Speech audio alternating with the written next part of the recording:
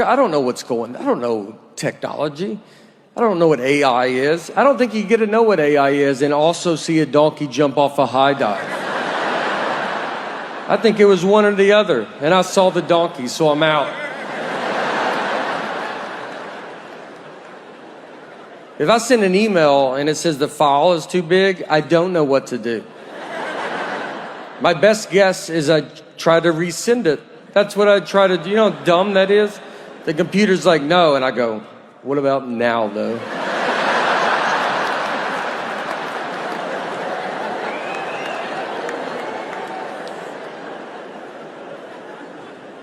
One thing they taught me was like, just remember, the lake's always east. I can't always see the lake.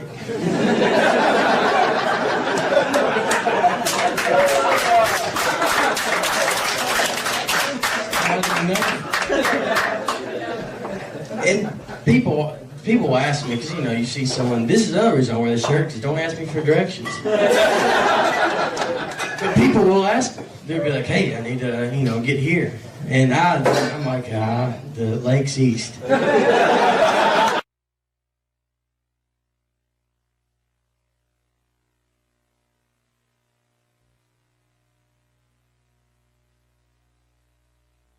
I usually throws them off and they just leave me.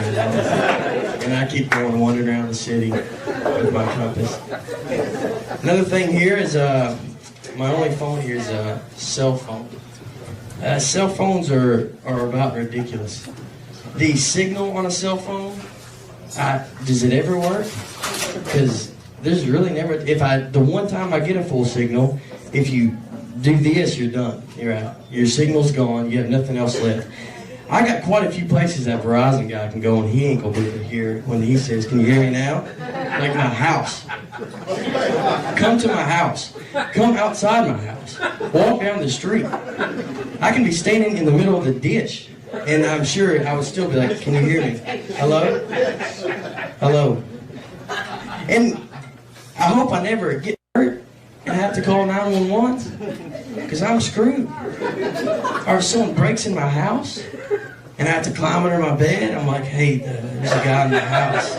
And they're like, sir, are you there? And I gotta kind of scoot over. There's a guy in the house. Hello? And in my house, there's a guy. Until I have to crawl out and I just get killed. Then I'm bleeding, having to roll around with a knife in my back. I need an ambulance. What? I need an ambulance? If you don't mind, please. I don't know if this has to do with that, but what's the age where you're not scared of the dark? Because I don't know if I've hit it yet. This is why I'm standing in this little circle right here. If I go outside of it, I'm screwed. I'll never make it back. This is the only thing that I figured out. The age and the point to where you do it, or how you stop being scared of the dark is you get married. And that's so you can have someone share your bed with you. So the monster now has got to decide between one of you. You might have a chance. And then the reason you have kids is so you pass them along to him and then he leaves you alone the rest of your life. And then you're okay.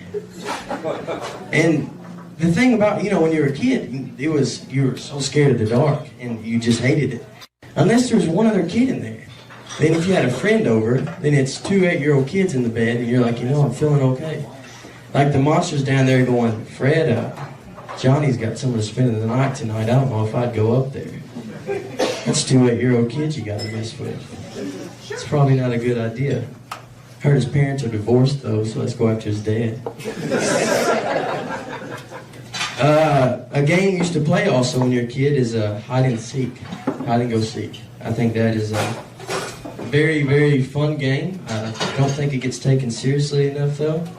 Maybe when you were 10, when you would break your ankle to hide in the dryer so nobody could find you. And when you'd get those good spots where you'd be there for a good hour or so. And then you're like, I don't know if this is either great, and you don't want to leave because it's a great spot. What if he sees you leaving? You can never go back. That's the dryer. Who thinks of the dryer? I thought of the dryer. I'm a genius. So you go, then you got to go up there, and he's already quit. He quit 2 hours ago. He's like, I couldn't find you. I looked for a little bit. The Easter was just recently, and speaking of hiding, they had an Easter egg hunt, and the thing is now is when they hide the Easter egg, they just throw them out on the grass. It's not because I guess they want everybody to find an egg, make everybody happy. And that's not how I did it. My dad would hide them on the roof. You'd be mowing the grass in August and run under an egg and be like, there it is.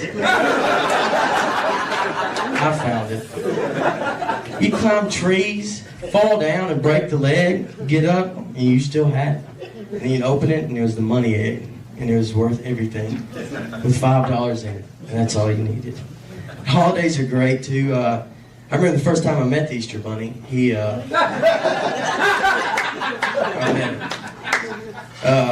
pulled up in my dad's car with his seatbelt on. My dad picked him up, I guess.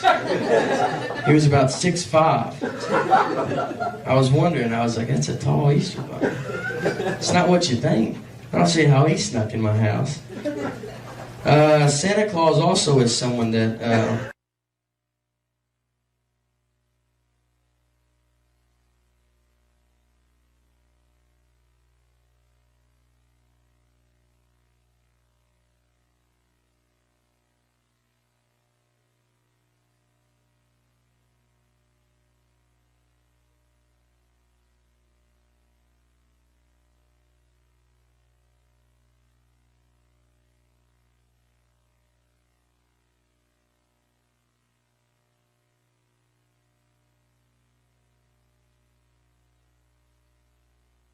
You're like, I don't remember asking Santa for socks.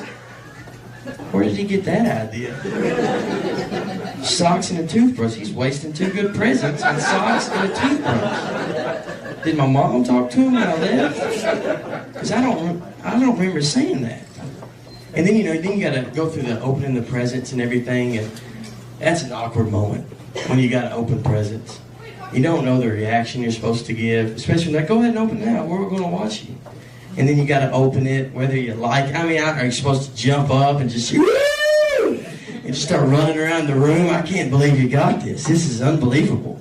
You're so happy. There's not any good reaction. If it is a terrible present, you're like, yeah, all right, thank you. And if that joke went well, didn't it? Should probably work on that one. I got another little story is my family, they used to give, my mom's side of the family would give everybody the same present. That was just, everybody would get the exact same present. And my dad was actually telling me this story, because he was, before I was born, and he said that we have two people in our family and they're deaf. Well, this is the year when smoke alarms came out. So they got 2 smoke alarms. 2 deaf people got 2 smoke alarms. They didn't think about that, It's not a Braille smoke alarm either, where you walk by. It beeps real loud. So, and their house burnt down a couple of days later. I guess they didn't get the batteries in there right or something. Well, that is my time, and I'm Nate. Thank you.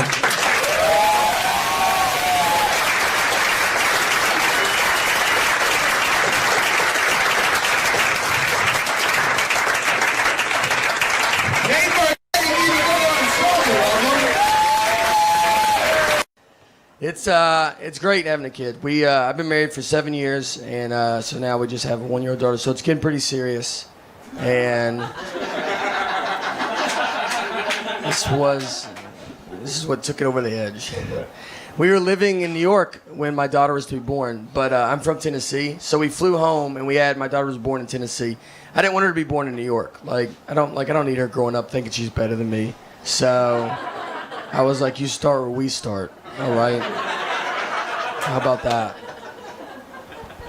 It was wild. Does anybody have kids here? Or a couple? One person. All right. The rest is like, when I die, this city dies. All right. Yeah. It's wild. I remember on the way to the hospital, like, I told my wife, I was like, look, I don't want to see anything, all right? It's going to be gross. I wish it was like the 50s when they didn't even let men in the hospital. But it's not. Now, like, doctors are like, do you want to deliver the baby? Why don't you do most of it? They just pull the baby out, and then they're like, they just tell you, they're here, cut the umbilical cord. They just tell you to do it, like, real fast. Like, I didn't take a class.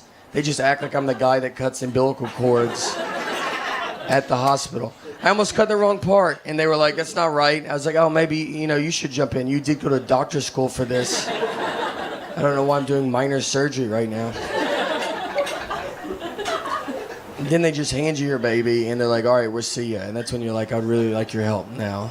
Like, I need you to live with me or something like that.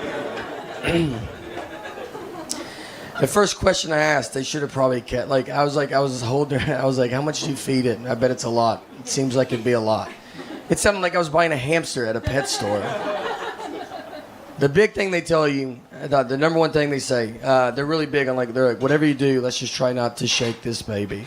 That's like the number one goal. And they tell it to you, like, they're almost like, obviously you're going to want to shake the baby, but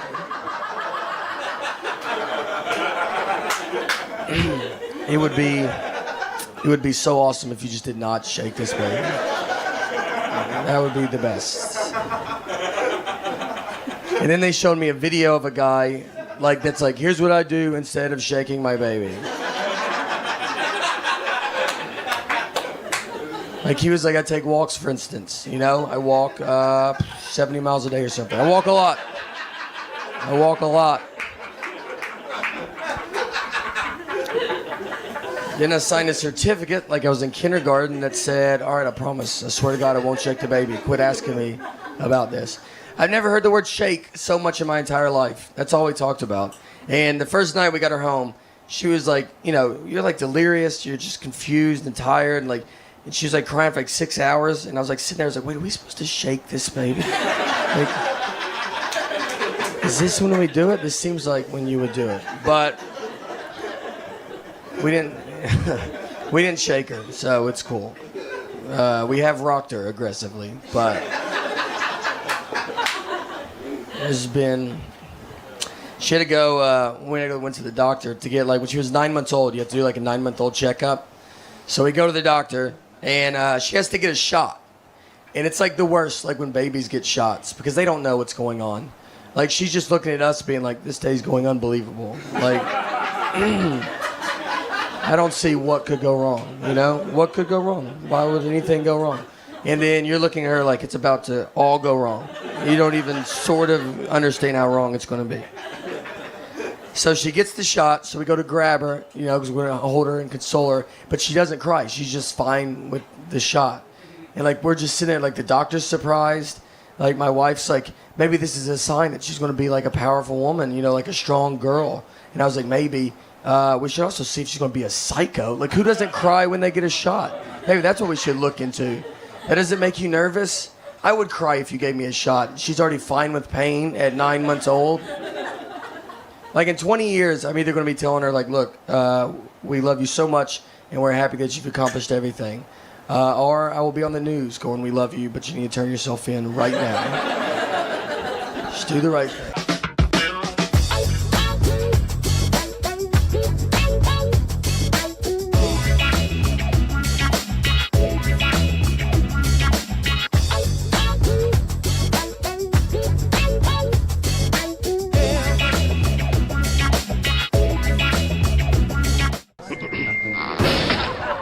Once, all the way in it. We went in it. There's few more people than this. We go in, let's say, like, you guys are like the inmates. So I'm like sitting here, I'm doing my dumb jokes. None of them work. Every joke I have involves being outside in the past 30 years. Like, nothing's relatable. I'm like, traffic's crazy. Do you guys remember? Who remembers traffic? An inmate gets up and starts walking towards me. I'm like, oh boy, here we go. You know, like I've seen movies, like he's going to use me to break out. So I don't want to point at him, you know, but I am trying to draw. I'm like, the weather's been like pretty crazy. Should he be walking up like that? Turns out he's just going to the bathrooms. They're right behind me. He's a good guy. I judged him on what he was wearing and where we were at. So now we are basically at Mount Rainier. Millennial or Generation X. I've never even really heard any of those terms growing up. And now you hear them all the time. So I looked it up to try to see, I was like, what am I? And I'm technically nothing. I'm on a cusp. I'm a generation gap.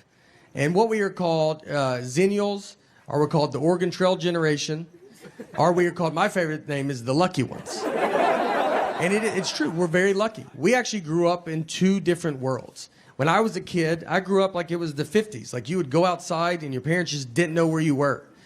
We went to school and played Oregon Trail on a computer at school. No one had a computer at home. It's like, what are you, a zillionaire? Like, I mean, you could. But then in high school, I had AOL. You know, we had a computer at home. Then I got a beeper. And then I got a cell phone. I didn't have social media until I was 26 with MySpace. You know, I mean, social media, like, whatever I did in high school is a rumor. It can't ruin my life. So if you're around my age, you might realize, like, you just end up always kind of being in the middle. Like, I understand when a Gen Xer says something, you're like, I get it. And Millennial says something, you're like, no, I get it. You always just feel in the middle. And these groups all hate each other. And the most I've ever felt where I was in the middle was just this one hotel that I stayed at. So a lot of hotels now, they have Chromecast, and you can watch like Netflix in your hotel room. So I get in my room, and I turn it on, and my Chromecast is not working. So I call down to the front desk, and the oldest voice I ever heard answered the phone. This guy was a Civil War survivor. I mean, he was the age where you just go, thank you for your service. And it's like, was in the Army? You're like, probably, man. I mean, there's an age where like they all had to go at that age, so just say it. So I tell him, I go, hey, my Chromecast is not working. And I could have just made up a word. I mean, he's never heard of that. I could have said, my beep bop broke. I mean, he asked if I was staying at that hotel. That's how he goes, are you staying here? I was like, do you think I've called the front desk from a different hotel room? He goes, look, I don't know what this is, but there's a younger guy here. I'm going to send him up. He'll be able to help you. And I was like, great. So that guy comes up, and he knocks on my door. I open it. He's my dad's age. And I mean, right when I see him, you're like, all right, dude, we don't have to do this, you know? I mean, I know you've heard of it, but if I can't fix it, you're not going to be able to fix it. But he's the generation that still wants to give it a try. So I got to let him in. So he comes in my room, sits on my bed, a little too far back, I thought. I just remember, like, the back of his calves were touching the bed. And I was like, are your feet dangling? How far back are you going to go? Are you cold? Do you want some covers, man? He gets the remote and just starts pressing all the buttons. And I said, I don't know if that's going to do it. And he goes, let's just keep trying it, though. I go, all right. I'm going to turn the shower on, open a window. Let's try everything. You know, let's just see. Maybe it turns on. Who knows? Maybe it's all connected. So we can't get it. And he goes, all right. He goes, there's a younger guy. He's about to come to work. And at this point, I'm like, I'm the younger guy, man. I was like, it's all right, dude. I don't need it. And he goes, no, it's a millennial. And I was like, all right, now we're getting somewhere, you know? This is what the millennial does. He was born with technology. He's going to know how to fix this. I was excited. I was like, great. He goes, he comes to work in an hour. I go, wonderful. And let me tell you, you know how quick that millennial fixed it? Well, I'll never know because he just didn't come to work that night. So, and I found out because the old guy called me because he was supposed to fill in for him. He was furious, dude. He hates that millennial. He goes, he never comes to work. He doesn't take it serious. He's got a peanut allergy. And I was like, all right, well, I ended up fixing it myself because it was just unplugged. So that's my fault. 43, you still think you're young. I have this jacket on. I'll hang out with a 23-year-old and I'm like, you get it, dude? We're just a couple young dudes kicking it. Some guy will walk up, he's like, I'm 45. I'm like, why don't you beat it, old man? I can't believe that guy had the nerve to think he was our age, right, dude? That's crazy. Let's go sit down for a little bit. Doctor, it was the first time I've ever been talked to old. It was just me and the doctor. And he looks at me and he just goes, do you pee a lot at night? So my dad goes to the doctor. And they were like, do you use Afrin? And he goes, no. And the doctor was like, I can see that you use it. I was just saying that. He goes, how long have you been using it? My dad said 5 years, which is a lie. But my mom was there, and she goes, how about 45 years? That's how long he's used it, 45 years. The back of the box says no more than 3 days. There's not a medicine on earth that tells you to give it a good 45-year run. She runs everything because she knows everything. Like, I don't know any stuff. Like, I don't know how much money we have. Like, could not even ballpark it. I don't even know where it's at. And I don't even know how to get it if I had to get it. What bank we go to? I don't know. Like, I can't get robbed because, like, if some guy's like, let's go to the ATM, it's like, well, I guess we gotta wait for my wife to get here. She can't leave me because I wouldn't know how to get stuff, Like, she can't even die. If she starts dying, I'll die so much faster than her because I don't know what to do. Like, I don't have to call her mom and be like, hey, did she ever bring up bank stuff to you at all? Did you ever talk about that? Or what did she do for a living? Do you know? What was her deal? I had a hard time. I went to community college for 1 year. I have 0 credits. Community college, we're just going to show you the ropes around town, kind of give you a lay of the land. Everybody in there was like 50. I'm like, well, who's the teacher? Our daughter is in 3rd grade, and for 1st grade, she started taking the bus, and it was the first time she ever took the bus. So if you know as a parent, you walk them to the bus stop, it's very fun. And so we got her on the bus. She went to school. At the end of the school day, someone from the school called my cell phone. They have my wife's cell phone, they have my cell phone. They called my cell phone, and she said, hey, do you know what bus number your daughter's supposed to be on? And I said, I'm her dad. As in, are you crazy? Like, I was like, this is how you thought you would get this information, was to call the dad? You saw a mom and dad's cell phone. You go, I bet the dad knows. I was like, do you have parents? Have you ever seen a family before? You thought let's call the husband? Unless there's 2 husbands, you should never call a husband a day in your life.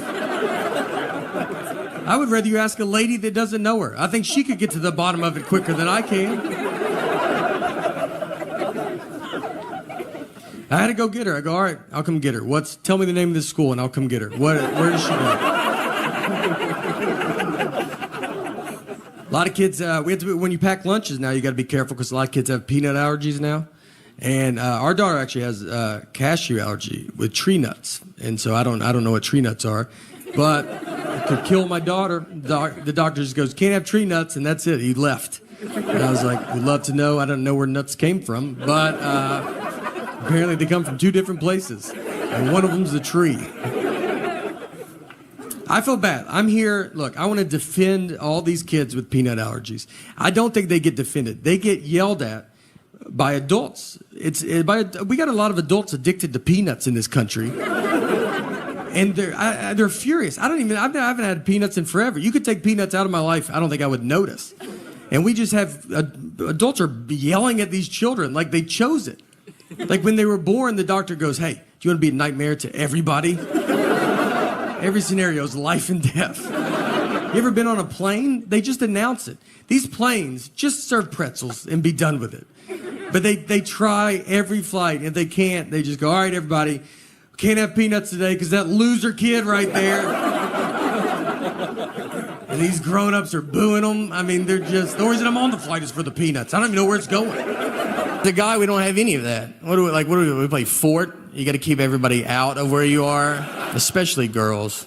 The only toys we had were Transformers and Ninja Turtles. Those are not even real things. None of them had wives. They weren't married. I never played with my Ninja Turtles, and I had them going to fight Shredder. And then Michelangelo was like, hey, can y'all give me 2 seconds? My wife just showed up, and she looks furious about something. What do you want from me? And she's like, what are y'all doing? What's that April skank doing here? You're like, listen, she's a reporter.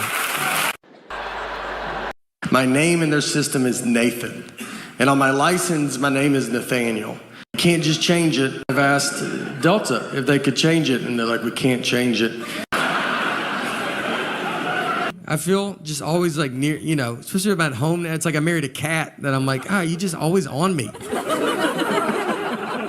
If I go to the bathroom, she's like, I'm gonna paint the bathroom door while you're in there. I'm like, you couldn't do it later? No, I had all the time to do it. I thought I'd wait till you went in, and that's when I was gonna start. If I eat something she doesn't approve of, she just pops up, man. I mean, I'll try to sneak it. I could eat an Oreo cookie in the attic at 3 a.m., and I would bet my life a light would cut on, and she'd be like, what are you doing up here? And if I questioned it, it was like, what are you doing up here? She's like, I'm always up here. This is when I do my attic stuff. I tried to, I'm always like trying to lose weight. I had a thing that happened that I do. It was like, I gotta get it together. I go to the trunk of my car and I take my shirt off, standing there, no shirt. And this old man walks up and goes, Olivia?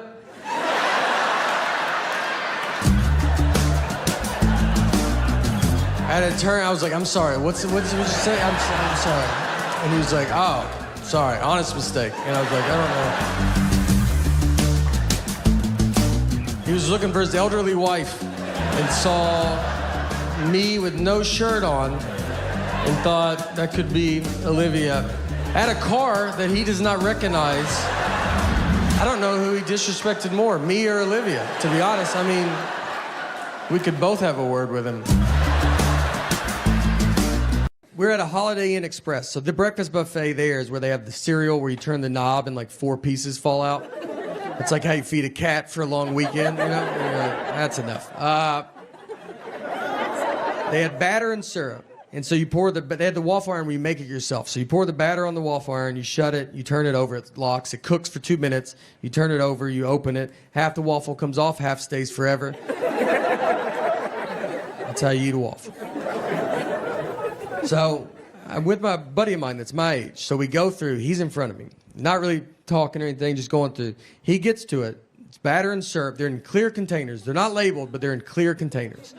He gets the syrup and starts pouring it on the waffle iron. And I'm not even stopping him because he's not doing it where he's going, I've never done that. He's doing it where we're probably going to try it after. I mean, he's just like, you're like, dude, I can't wait to see what this guy's making. Like, he might know something that I don't know.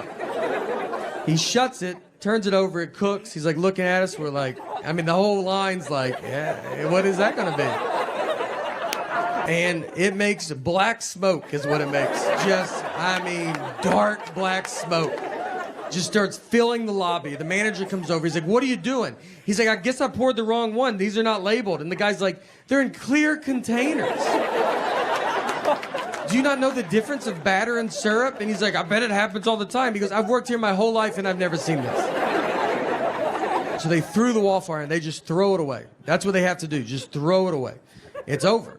And now there's no waffle. I mean, we went from all about to get a waffle to it's upside down in a trash can. And then he just turns and looks, and it's just a line of people with that little foam plate.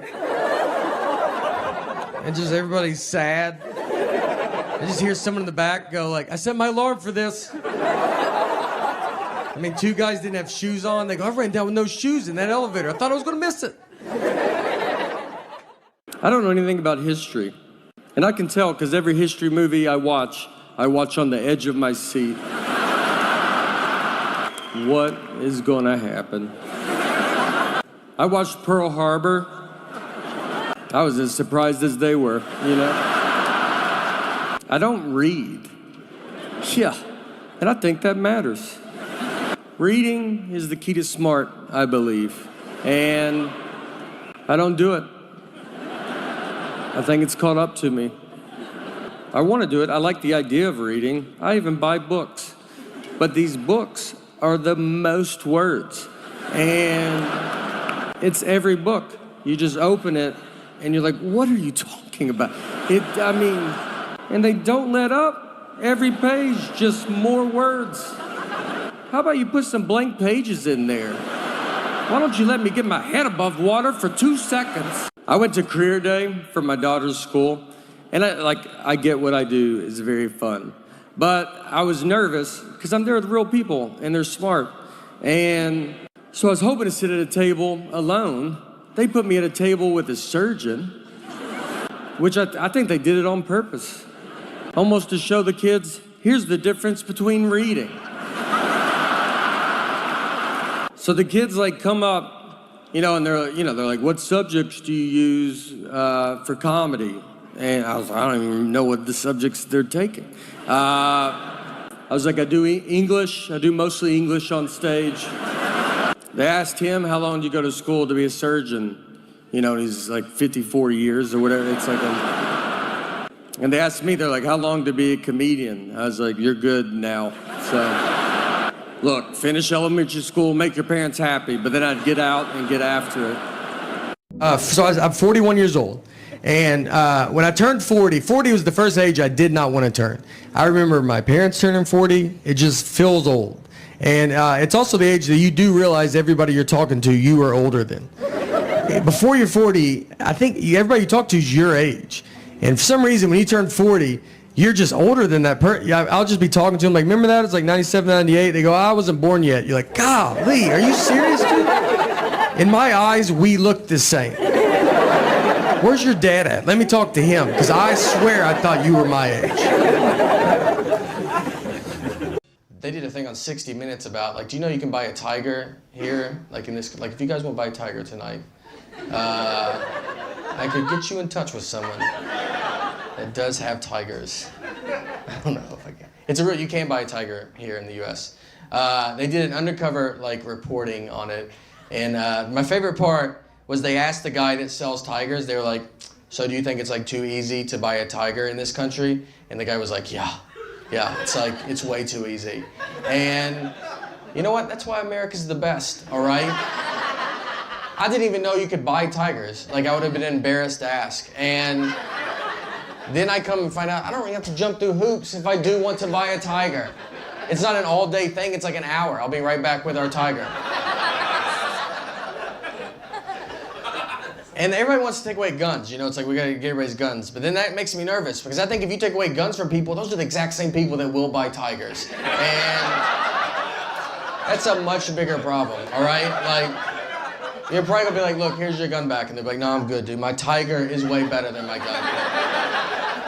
My gun missed all the time. My tiger rarely misses.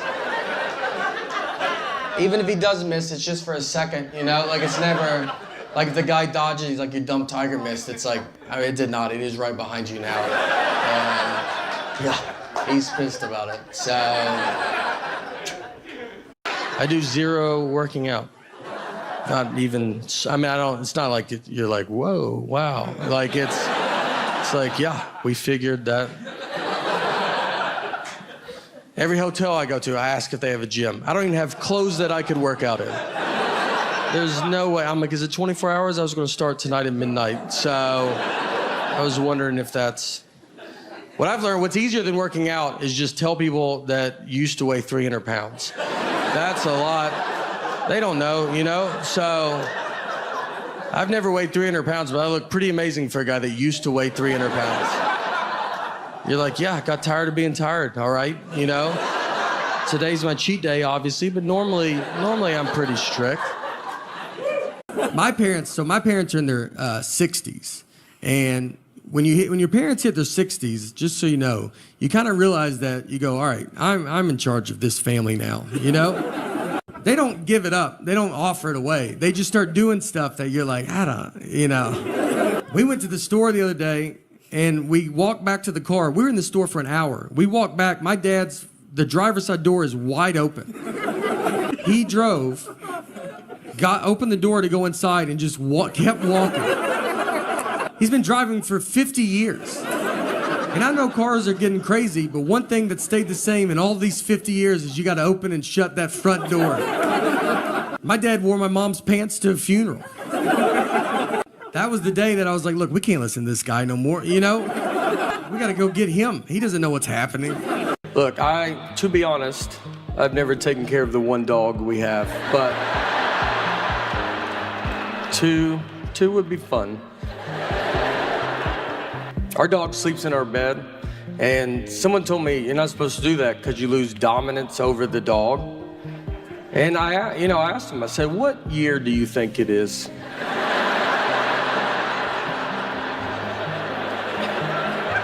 These are all doodles. They're barely dogs. It's a person. They're people. This guy acts like it's 1980 when you kept the dog outside all year. Those you needed dominance over. You had a wolf in the backyard. Friends come over, you want to go outside? I wouldn't. I don't read. Yeah, and I think that matters. Reading is the key to smart, I believe. And I don't do it. I think it's caught up to me. I want to do it. I like the idea of reading. I even buy books. But these books are the most words. And it's every book. You just open it and you're like, what are you talking about? And they don't let up. Every page, just more words. How about you put some blank pages in there? Why don't you let me get my head above water for 2 seconds?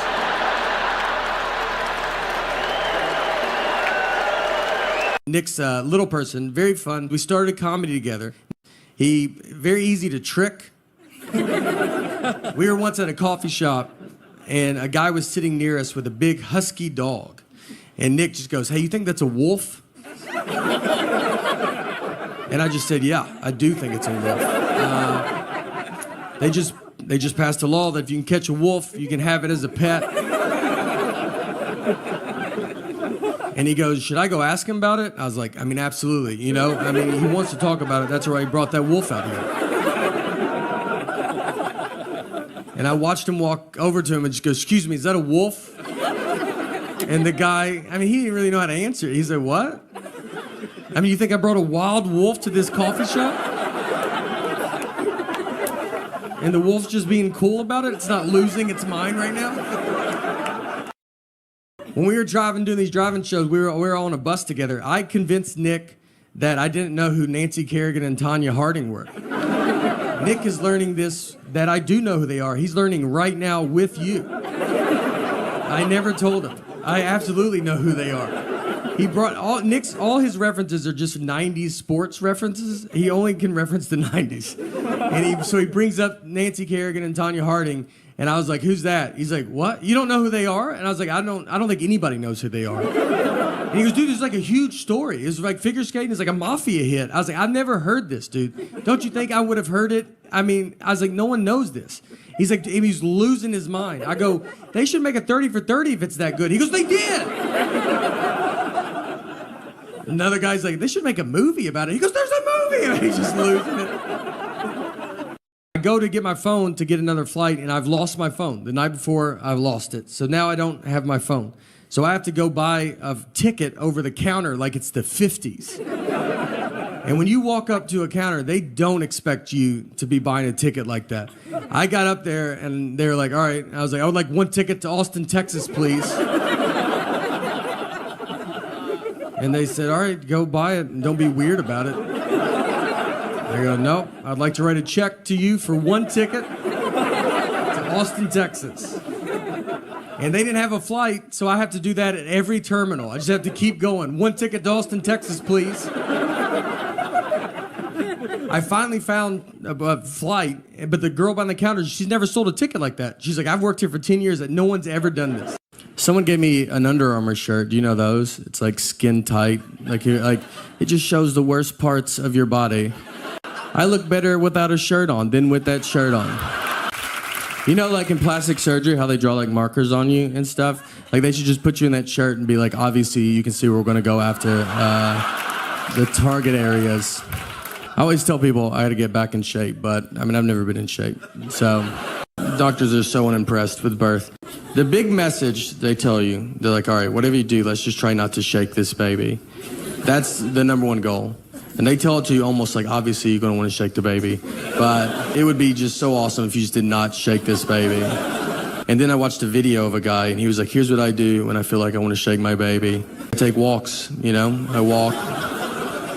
I walk about 70 miles a day. I walk a lot. I've barely seen this baby. And then I signed a certificate like I was in kindergarten that said, all right, I'm not gonna shake the baby. They quit asking me. I didn't even think of it till you guys brought it up. I've never heard the word shake so much in my entire life. Like, that's all we talked about for 3 days. And the first night we got her home, I remember she was like crying for like 6 hours, and you're like delirious and confused. And I was like with my wife, and I was like, wait, are we supposed to shake this, babe? Like, the job I had, the job I will go back to when all this falls apart. I was a water meter reader. The title was the description of what you do. If you're old enough, you remember when 9/11 happened, the whole country got very scared that there's going to be more attacks. Well, we did as well in Wilson County. They just went to New York, obvious next stop, Mount Juliet, Tennessee. And they are going to poison our town's water. So they got all of us water meter readers, stood just in a dark field, alone, waiting for the Taliban to show up. No weapons, no training. They gave us a lantern. A lantern. That does nothing but shows your body as you hold it up. I can't see 2 feet in front of me. If someone's got a gun, they're like, just shoot at the only light in that field. I'm gonna put it over my heart to see. I'm like, what's going on? If I fly Delta, if I buy a ticket through Delta's system, my name in their system is Nathan. And on my license, my name is Nathaniel. I do not remember making this decision. It's a big deal. You can't just change it. I've tried. I've asked Delta if they could change it, and they're like, we can't change it. And you're like, then I don't know. I don't know where we go from here, you know? If you can't do it, who can do it? I mean, is that why people call senators? Do they do it? I don't know.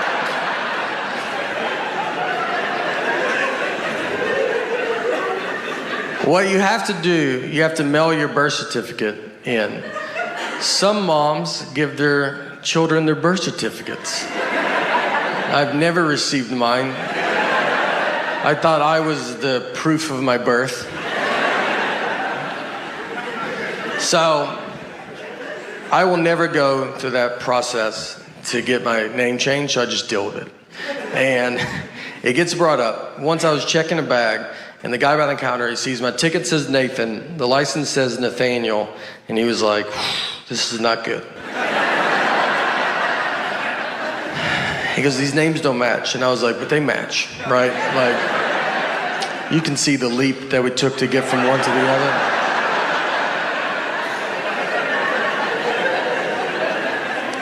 And he was like, but they're not the same. I was like, but they're the same. And I'm realizing he cannot find out people call me Nate at that point because, I mean, he can't handle that. He's gonna call the police over to be like, there's a guy with 3 names trying to fly right here. If you guys want to just shoot him from over there or something. So I was like, what do you want me to do? And he goes, you should go home. That's all I got. He's like, I can't believe you've made it this far. I was like, let me just try it, you know? Shouldn't I try it? I said, look, I'll give you that those names don't match. But what I think is going to help a ton is the picture on the ID. Something that I've always loved that they did. And I think with 70% of that name matching and 100% face, it's 170%. I think I'll get through. 43, you still think you're young. I have this jacket on. I'll hang out with a 23-year-old and I'm like, you get it, dude? We're just a couple young dudes kicking it. Some guy will walk up, he's like, I'm 45. I'm like, why don't you beat it, old man? I can't believe that guy had the nerve to think he was our age, right, dude? That's crazy. Let's go sit down for a little bit. Doctor visits change. I had to get a physical. I mean, before 40, you don't even go inside. It's like a drive-in window. You just move your neck, and he's like, come on, dude, you're wasting everybody's time, all right? It was the first time I've ever been talked to old. It was just me and the doctor, and he looks at me, and he just goes, do you pee a lot at night? And I was like, oh, I'm sorry, did my dad just walk in the room? How old do you think I am? I've never peed at night in my life. How about that? But since you brought it up, what is a lot? What is a big amount? My dad is a magician. He's done that my entire life. He was a clown at the very beginning, just in case you're like, how do you get into something like that? He goes, clown and magic. There's 2 steps. You can take them in either order. I was born, he was a clown. It was never weird to me. I thought everybody's dad was a clown. My first memory of my life is I was 5 years old, and I remember my mom walked me out to the front yard, and my dad pulled up with this old red Mazda. He's dressed as a clown. That doesn't even faze me. That's just how he left. How else would he come home? And the Easter Bunny was in the passenger seat. That's the first thing that I remember to my life. If you want to know how you get into comedy, that's a pretty good nudge. And I remember it didn't fit, the Easter Bunny head didn't fit in the car, like he couldn't sit normal, so his head was bent to the side. And I remember he had his seatbelt on, and he's just like, and I was like, I like to think about all the other people that saw that just in the car next to him, just at a red light. You're like, I didn't even know they hung out like that. This old man walks up to me and goes, Olivia? He was looking for his elderly wife and saw me with no shirt on at a car that he does not recognize. None of this is enough to not make him say it. He was like, Olivia? I covered up, and I was like, what's that? And he was like, all right, honest mistake. I was like, God, that hurts worse than saying Olivia. I don't know who he offended more, me or Olivia. I think we could both have a word with him. I'd love to meet her. Inside a building, that's all you want, you know? One of the last kind of bombs I had, I was doing it. So as comedians, we do a lot of corporate events, and I was doing this corporate event in Tampa, Florida, and it was for this guy. He ran Tampa's electricity or something. I don't know what anybody does, but he invented the electricity in Florida. So yeah, he's doing real good. He was a very nice guy. He's very generous. Is all his employees. He was raffling off 2 cars.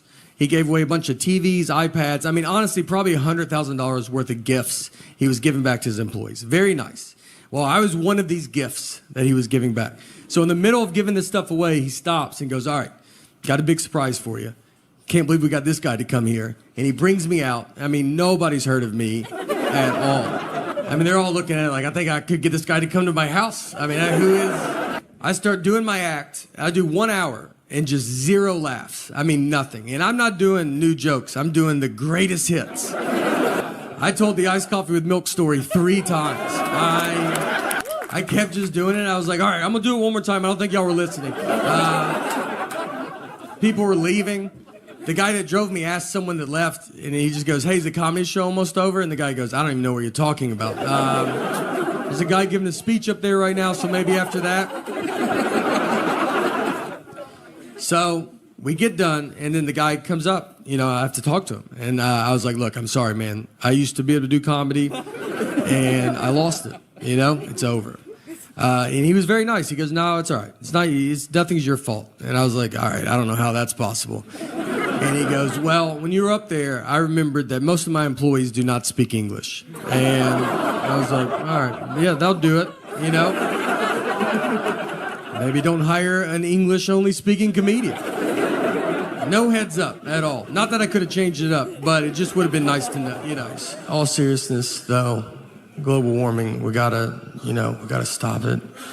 Or more of it. I don't really know which way we want to go, but it can't stay warmer. I know that. It's gotta be one or, something's gotta happen. Something can't stay where we're at. So go, I don't know what direction you want me to, just go. Let's use this as a platform for global, guys. I felt like, as a spokesperson for all of Earth, all right? I think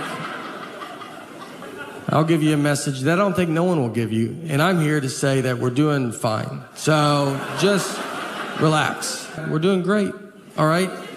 I did some research. And I was like, let me look at the other planets. Let's see how good they're doing. And I don't want to, it's unbelievable. They're nowhere right now. I went up to this guy and I was like, hey man, do you guys sell hammocks? And he was like, what's a hammock? And it threw me off enough that I was like, am I saying it wrong? I was like, I think I'm saying it wrong because you know what it is.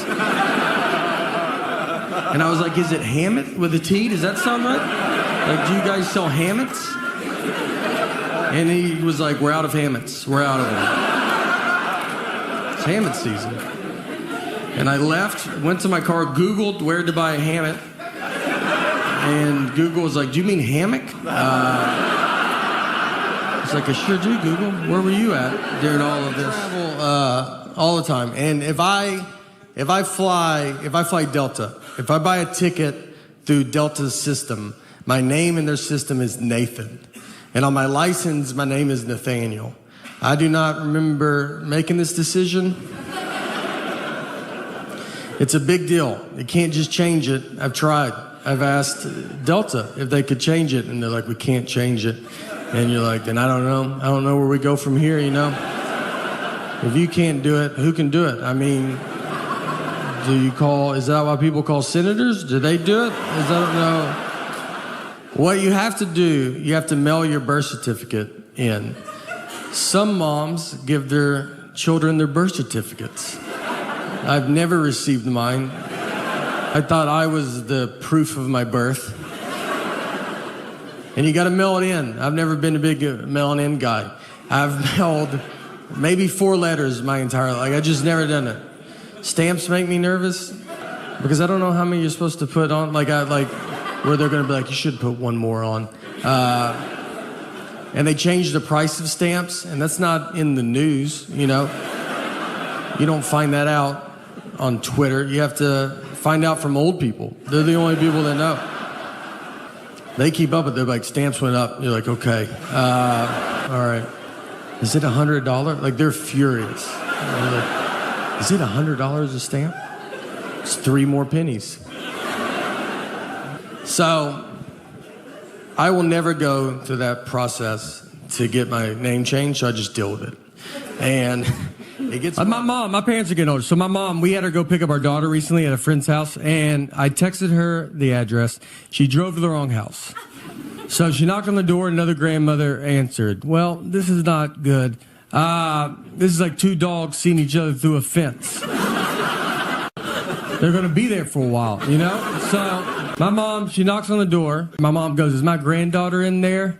And that lady goes, I have 3 grandsons, so no solution. Just 2 grandmothers. Just, do you have stuff? I have stuff too. They talked for 30 minutes. It's a wrong door. I had to go get my daughter, then find my mom. I was in San Francisco, and I bet there's a bunch of fun coffee places, and I live in my dumb world that I just want this one little drink. So I go into a Starbucks, and I get to the front, and I was like, I'll take an iced coffee with cream. She goes, with cream? I go with cream. And then she goes, iced coffee with cream? I go, iced coffee with cream. She goes, with cream? I go with cream. And she said it one more time. She said, so iced coffee with cream? And at that point, I should have said, what's going on right now? Where are you at in your head? Because I feel like we're in 2 different places. But I was nervous, and there was people behind me, and I was like, cream or no cream? Honestly, I'll give you $20 if you let me leave right now. I cannot, this is the most I can talk about this. I don't even know what's happening anymore. So I paid, I go stand in line, you know, where you gotta wait for your drink. There's like 5 of us waiting for our drinks. So she puts the iced coffee up there first, no cream, and I was like, whatever. I'll just do it myself, you know? Like, I don't like doing it myself, but I was like, all right, I'll just do it. So before I could get it, she's walked back with a can of whipped cream, and she's shaking it. And I'm just looking at it, like, thinking that's someone else's. I'm like, someone's getting whipped cream. That's fun. One of you guys are getting whipped cream? And I look down, and she starts spraying the whipped cream on top of my iced coffee. She just yells out, iced coffee, whipped cream, yells it out. The other 4 people, they turn their back, like they don't want you to accidentally think that's what they ordered. And I'm just left alone, like, that's what you thought I said over there? You don't think I would have said iced coffee with whipped cream? You think I'm just some nut job? It's like, I've had too many problems in this Starbucks, so I'm going to use the words that I want and no other words. Iced coffee, whipped cream cup. And they didn't have a top for it, so whipped cream, it doesn't sink and become less embarrassing. It moves. It's like a buoy in an ocean that everybody sees. And I'm just walking through the crowd like, this is my favorite drink. I don't know if you guys drink this at all. Nobody does this? I'm surprised. And I walked outside and threw it away and tried again at a different... People always talk to me very easy too, or dumb. Like if I talk to a stranger, I can always feel it. And I think it's my eyes. I have big eyes, you know? And so I just get a lot of like, you still with me, man? And I'm just sitting there like, yeah, I mean, I'm listening. And he goes, all right, I don't feel like you could be anywhere. Dumb guy. Just, I don't think it's pretty obvious. And I think, I've thought about like time travel. Like if I went back in time, knowing everything I know now, I don't think I would make a difference. I don't think you would even hear about it. If I went back to the 20s and I like saw some guy on like an old phone, I'd be like, hey, eventually they have phones you just carry in your pocket. And he'd be like, yeah, how do they do it? It's like, you know, I mean, I don't know. It's like a satellite or something. And they'd be like, what's a satellite? Well, I shouldn't have even brought that up then. I don't know how they're doing it. It's like a round metal dish or something that's got to go pretty high in the air. I honestly don't think I could prove I'm from the future. I mean, they would want some proof, you know? Who's the next president? Oh, boy. I'm not smart at all. I'm smart enough to like answer my 6-year-old's questions. She's like, why is the sun hot? I'm like, 'cause it's on fire. It's a stupid question.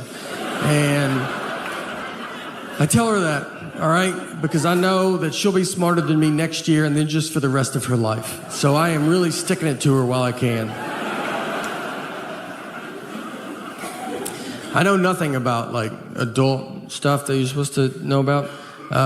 Global warming, that's one that everybody yells at you about.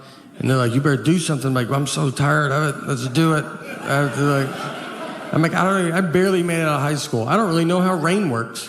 So why don't you let me figure that out and then I'll do global warming, you know? But I've seen it rain without clouds. Where's that water coming from? So I'm pretty swamped with this rain stuff right now. But once I get to the bottom of that, I'm going to do global warming. And I've got some pretty good ideas, you know?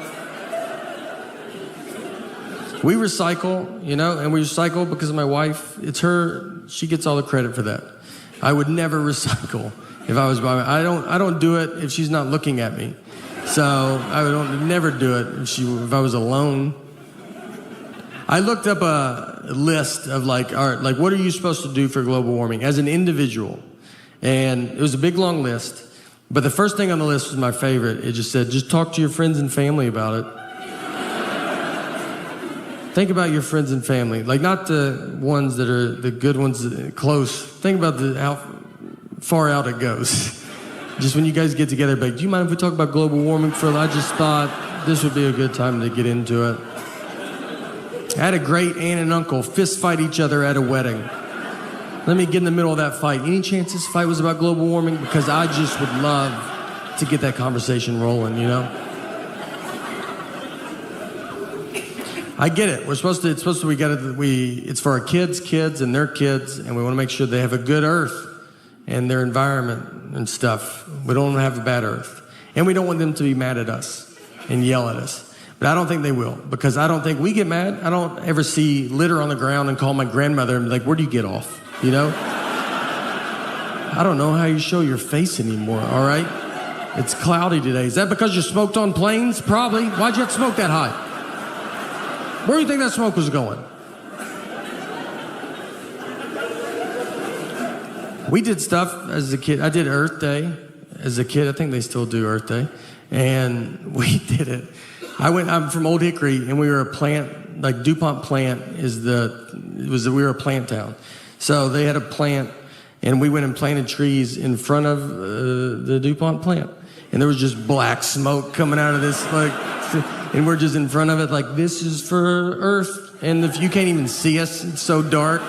And we're just like, this is for the Earth of stuff, and we're going to breathe better. And you're like, I don't know if that's the problem. I wanted to play college basketball, and that didn't work out. It didn't work out because I got cut every year from my high school basketball team. So I had to play for my church because, yeah, the church cannot cut you. They have to let you play, which is nice. That's a good, you know, I guess they could cut you. You'd be pretty bad if they're like, look, we think you're good, but Jesus does not think you're that good. Yeah. He is our captain, so. And church ball was a lot different, too, because we played, it was a half court, no three-point line. We played on carpet. That's your first sign. It's not going to count. And they didn't give us a basketball. We didn't have a ball. Like, we would just stand out there and play on honesty. So you'd be like, I just made it. It was like, oh, that's a good shot. You're really good. I stole it. I forgive you for stealing it. It was moral points. Counts later. Silver War, that's how I say it. Instead of civil, I go Silver War. Because, you know, look, that might be on me, all right? I'm not. I tell you, I don't even know anything about the Silver War. I don't know anything about history. And I can tell because every history movie I watch on the edge of my seat.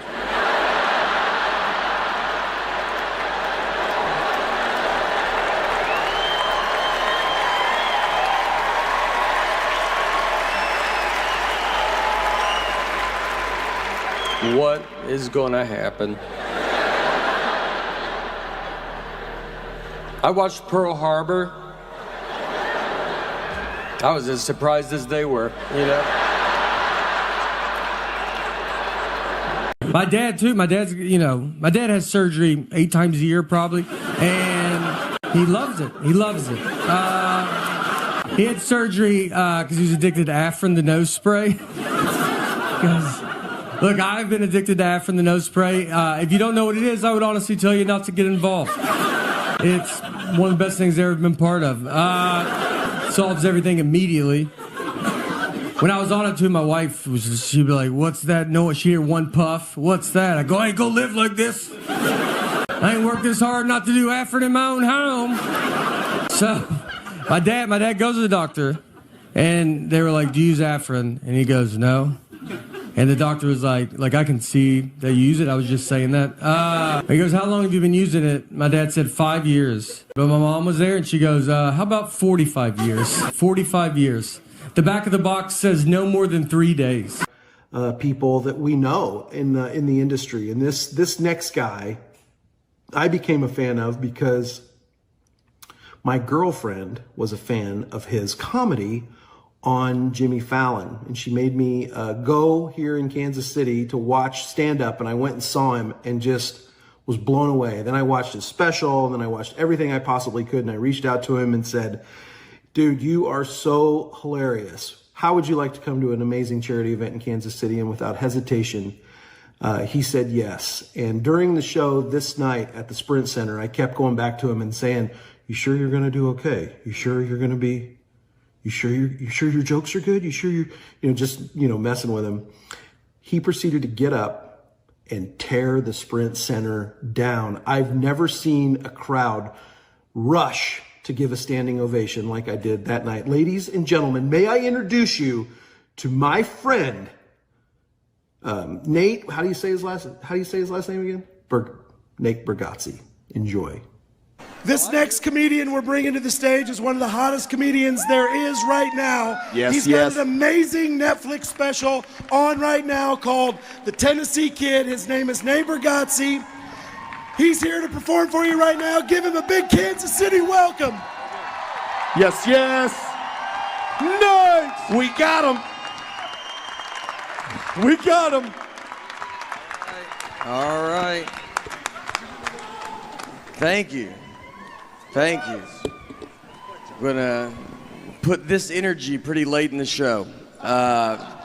This is what my energy is. Dustin? Look, thank you for having me here. This is very exciting. Got to play some sports softball.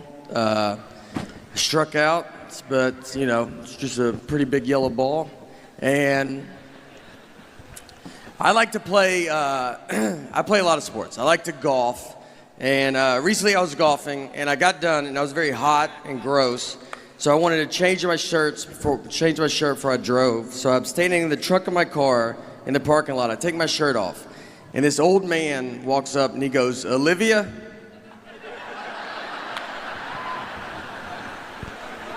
He was looking for his elderly wife and saw me with no shirt on. I covered up. I was like, what's that? And he was like, all right, honest mistake. And I was like, that hurts worse than saying Olivia. I don't know who he offended more, me or Olivia. I think we could both have a word with him. I'd love to meet her, though. I tell you, I'd love to see her and be like, all right, I get it. You know, it was an honest mistake. I don't have a good body. That's the message. It's not. You ever wear those Under Armour shirts, those skin tight ones? Like I look better without a shirt on than with that shirt on. It just shows the worst parts of your body. You know they have like plastic surgery, how they draw markers on you? They should just put you in that shirt and be like, obviously you can see what we're gonna go after.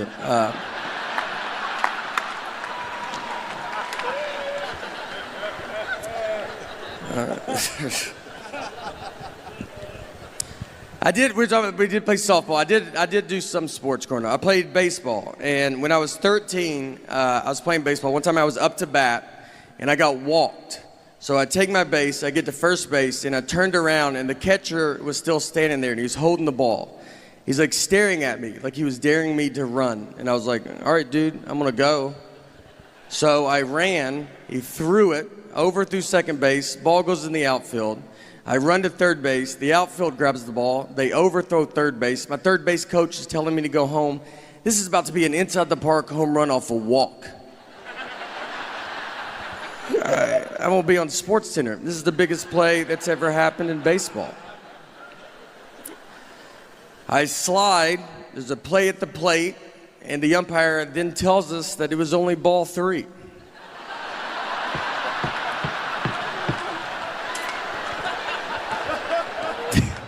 This is exactly true. So, I've got to get up. Everybody's got to get up. I got to get my bat right where I left it. I got a bat again. It's 3 balls, 2 strikes. Next pitch, immediately strike out. I'm exhausted and just over baseball. Here's what I learned though that day. Here's what I learned. I learned that if you're confident, you can get away with quite a bit. Because no one tried to stop me, and they should have. They knew I wasn't supposed to go. That's why the catcher was holding the ball, because he was like, I don't think he's supposed to be going yet. And then I just run to second. He's like, guess I'm wrong. No one's that dumb. And then he launches it into the outfield, who's barely paying attention. The umpire figures it out, but it's just easier to let me get back to him.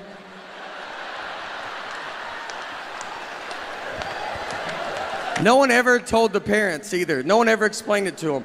And they were cheering pretty hard. It's a pretty exciting play to watch.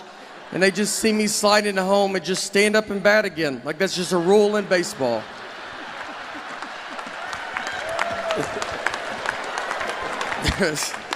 And you know what?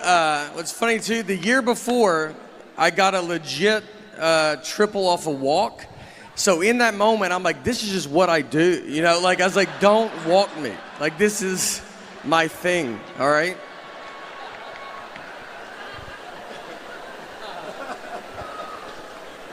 I'm a pretty dumb guy. That's the general. I went to a community college for 1 year, have 0 credits, 0. My loan was like $40. I paid cash. All my classes were outside. We never went inside the building. We would meet at a picnic table outside because our teacher was like, you guys will all be working outside one day. So.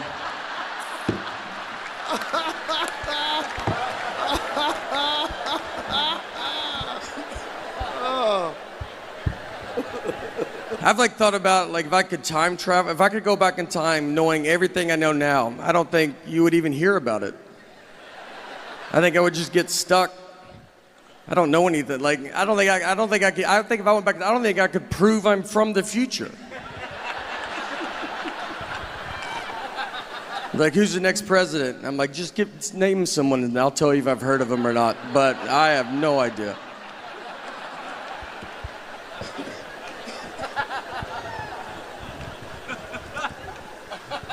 I am married as well. It's fine, you know, you just do it.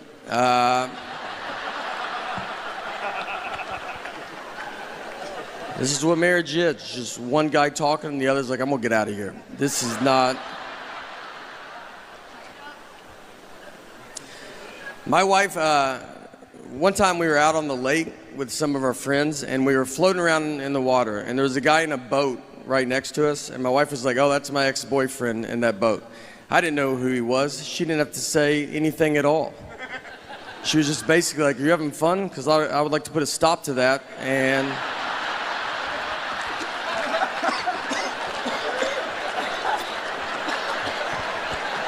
make you stare at this guy.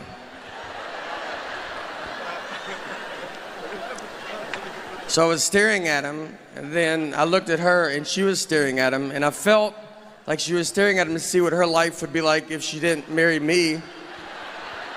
So I started staring at him to see what my life would be like if I didn't marry her. I mean, we were putting so much pressure on this guy, and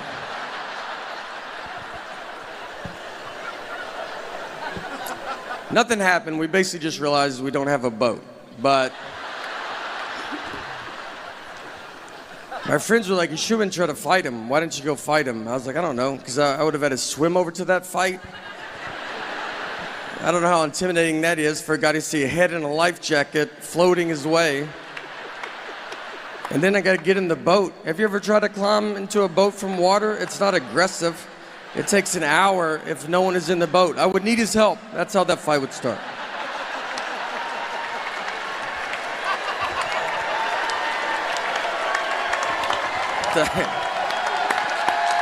Oh, thank you.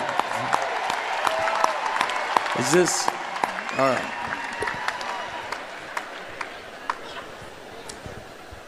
We fight a lot, my wife and I. She'll just, if we get in a fight, she'll give me the silent treatment. And the silent treatment is very common. Everybody knows what it is. And I think you're just born knowing it. I don't think you're taught it. You know, it's just like something that's inside of you. Here's what made me realize that. I was rewatching the movie Sixth Sense. And look, I'm not trying to do a 6-inch joke. This is a 20-year-old movie. I mean, look how old he is now, Haley Joel Osment. It's that many years ago. That's the baby. It's 20 years old. I also have to spoil it for you, but again, it's 20 years old. So if you haven't seen it by now, then I don't know what to tell you. But think about when you saw this movie for the first time. None of us knew he was dead too, by the way, just so you know. And if you haven't seen it, like, that's a pretty big part of it. But for those that have, think about when you saw this movie for the first time, none of us knew he was dead. That was the biggest surprise we've ever seen in a movie. We just thought his wife wasn't talking to him for like a year. That made more sense to us than him possibly being dead.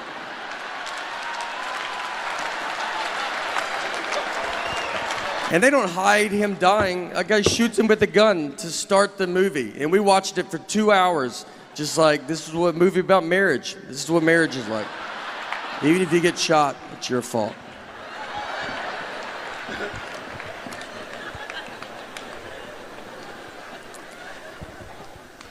We have a daughter as well, and when my daughter was to be born, I'm from Nashville, and when she was to be born, we were living in New York, but she was not born in New York. We flew home. She was born in Tennessee. I don't need her growing up thinking she's better than me.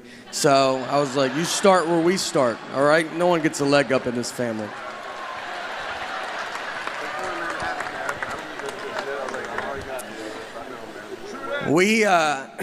I love having a kid. Kids have very weird energy. Like their energy is like they want to fight you. They stare at you.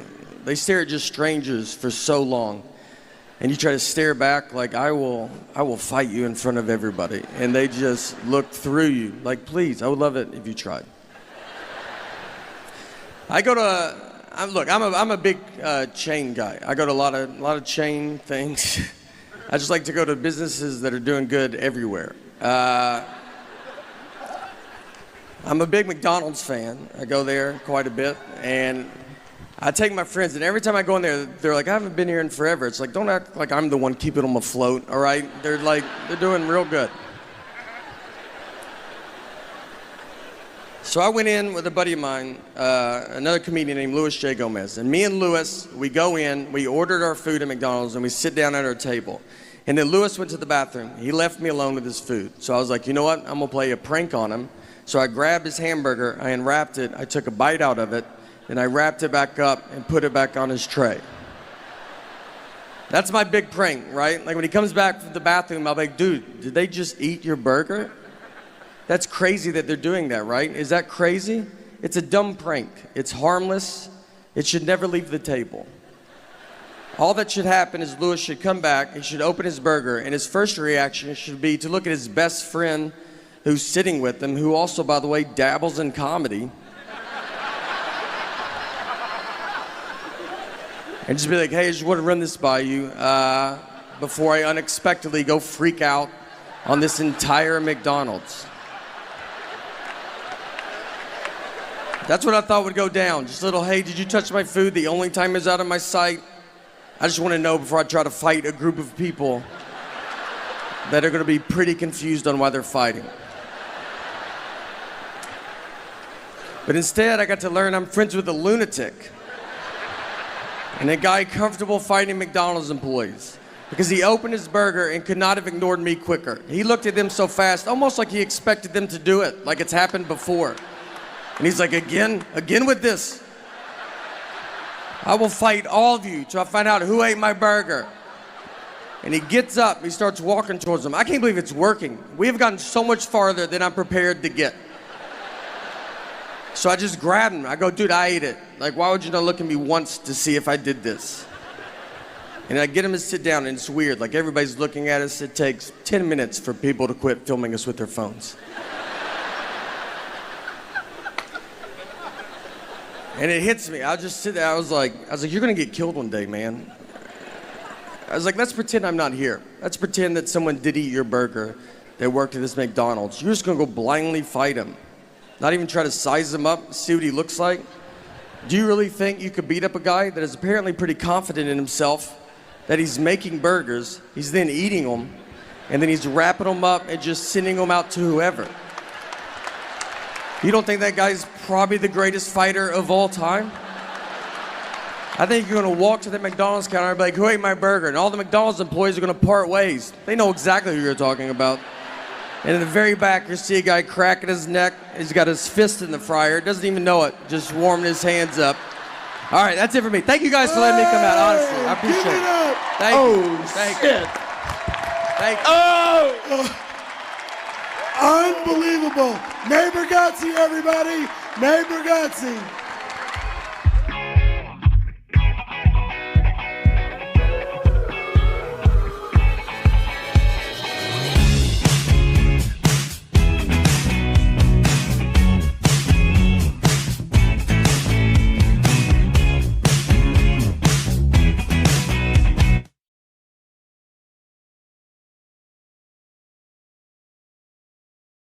Look, and I don't read any books.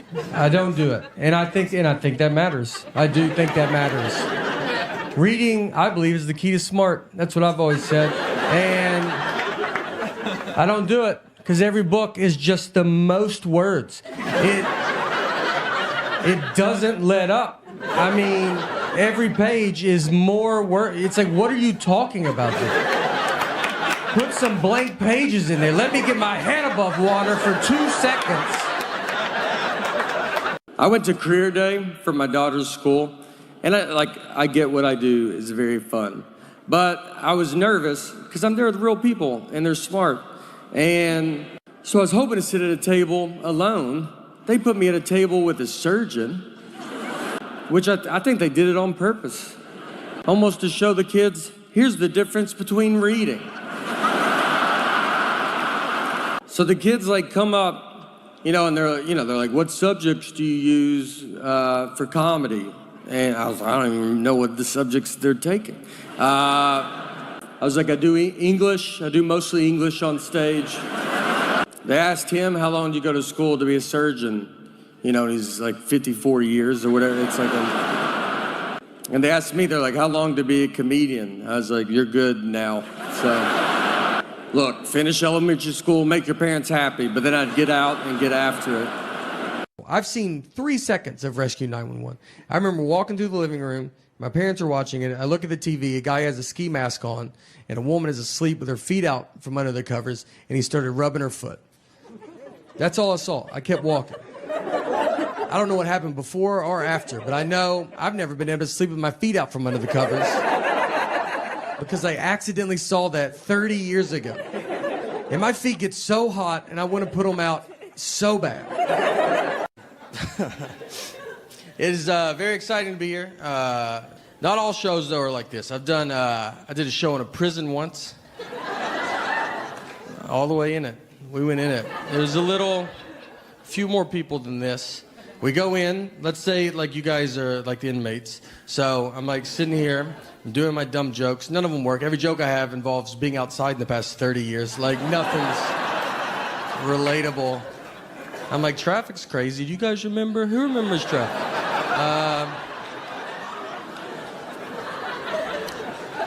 An inmate gets up and starts walking towards me. I'm like, oh boy, here we go. You know, like I've seen movies, like he's going to use me to break out. So I don't want to point at him, you know, but I am trying to draw. I'm like, the weather's been like pretty crazy. Should he be walking up like that?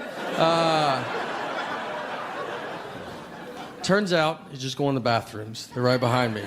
He's a good guy. I judged him on what he was wearing and where we were at. It was my fault.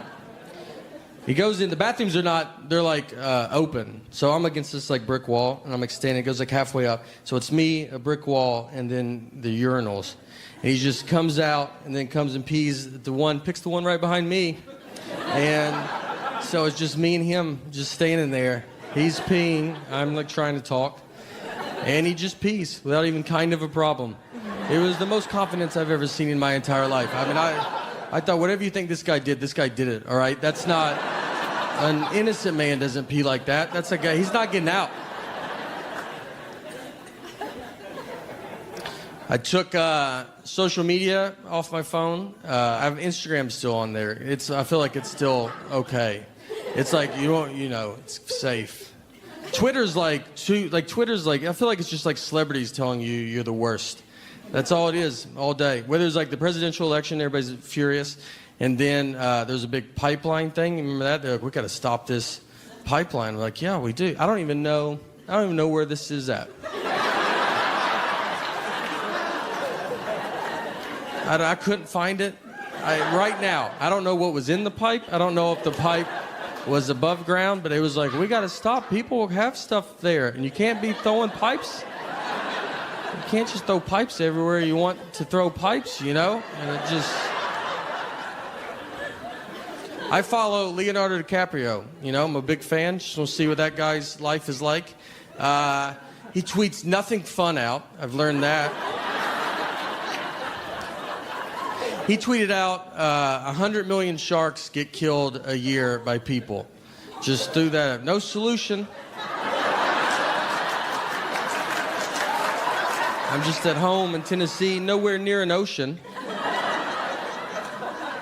So many sharks. If you told me to guess how many sharks were alive, I would never have guessed 100 million. I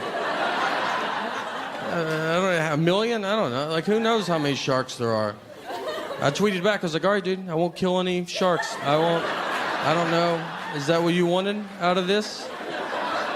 I won't do it. I've never even been near a situation where I thought I might have to kill this shark.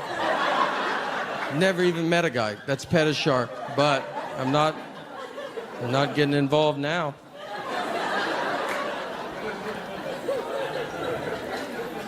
Facebook is more, that's your like friends telling you you're the worst.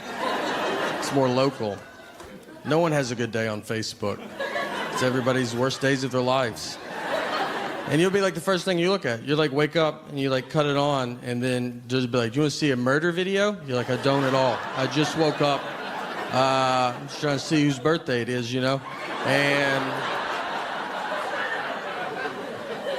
they're just like, well, we already started playing it. So, and you're like, all right, I guess I'll watch that. My wife gets mad because I don't like any of her photos. She's like, why don't you like any of my photos, you know? And it's like, is this not enough, us living together and stuff? I don't... And I did like it. When we took it, I said I like it. I told you I like it. I looked at it. I'm in it. I'm in the photo. There's not much more I can do with this photo. We've been together my entire life. Since we started dating when I was like 21. I'm 37 now. And like I went from like my mom to her. So I don't even know what it feels like to not have some lady be like, I don't know if I would do that, you know.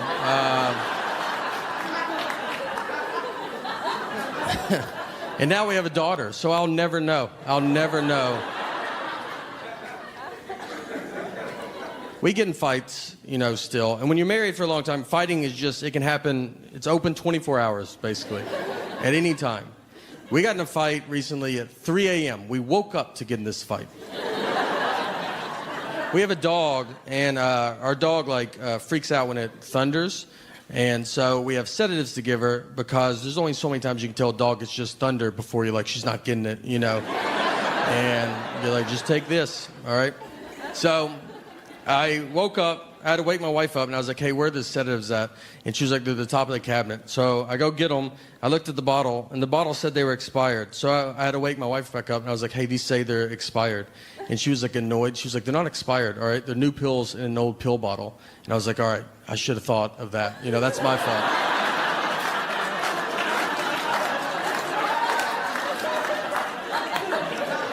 I mean, we have people come to our house all the time and they get milk and they're like, is this milk expired? And I have to go, that's new milk in an old milk jug. Are you the stupidest person I've ever met? Why would you not assume that's what it is?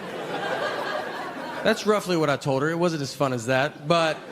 And then she goes all in and tells me it doesn't matter because dog medicine can't even expire, which I was like, you've never even heard a rumor about that. You don't know that. We don't know any dog medicine people. I know who she knows. We don't know one dog medicine maker that's texting her like, hey, we're doing some pretty big things at the dog medicine factory. I wanted to let you know first, but we've invented medicine that can't expire. So feel free to tell your husband at 3 a.m. We do have a daughter as well. We took her to Disneyland when she was 2, and people told us that was a mistake. We didn't ask anybody, but they were happy to tell us.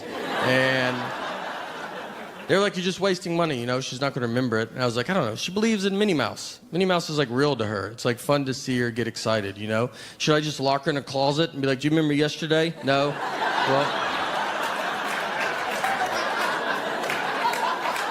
until you start remembering things, I'm not going to waste any of my money on you, all right? We're trying to discipline her, too, and it's hard to discipline kids nowadays. You know, you can't do it. You can't spank them. You can't talk about it in a microphone for sure. So it's like, what do? You got to hope it works out. Spanking got, like, blown out of proportion because, like, you would see, like, a video of a lady, like, fighting her kid in a Walmart parking lot, and they were like, no, you're not supposed to spank. You're like, that was a regular fight. That's not, like, what we're talking about. I was spanked. My generation was. It was fine, you know. You ever talk to really old generations? They just act like they were beat with bats. They say stuff to you like, I don't know, that doesn't sound like that should have been happening. You should have called the police or something. Like, the police would hit us as well. Everybody was hitting us. It's fun to be back home, though. I got my 20-year high school reunion is this year, and I'm pretty excited. I'm pretty invested. I didn't go to college, so this is like the last group of people I met. So I mean, I cannot wait. I love it. I went to the 10-year, loved it. Suggested a 15, no one wanted it. Finally, the 20 is here. My buddy told me, he's like, I'm going to lose weight for our 20-year reunion. And that always like feels, you know, you're like, why don't you lose it for the people that were in your life every day for the past 20 years? You've made your wife stare at your moose body for 15 years. Why don't you tone it up for her a little bit? He's like, no, I'll just save it for the people I hate. I'm going as is. Just, you know, this is what happened. I don't know what to tell you. Yeah. I didn't work out then. I didn't start when I left. So I'm just seeing how it's going to go. I do zero working out. Not even, I mean, I don't, it's not like you're like, whoa, wow. Like it's like, yeah, we figured that. Every hotel I go to, I ask if they have a gym. I don't even have clothes that I could work out in. There's no way. I'm like, is it 24 hours? I was going to start tonight at midnight. So I was wondering if that's... What I've learned, what's easier than working out is just tell people that you used to weigh 300 pounds. That's a lot.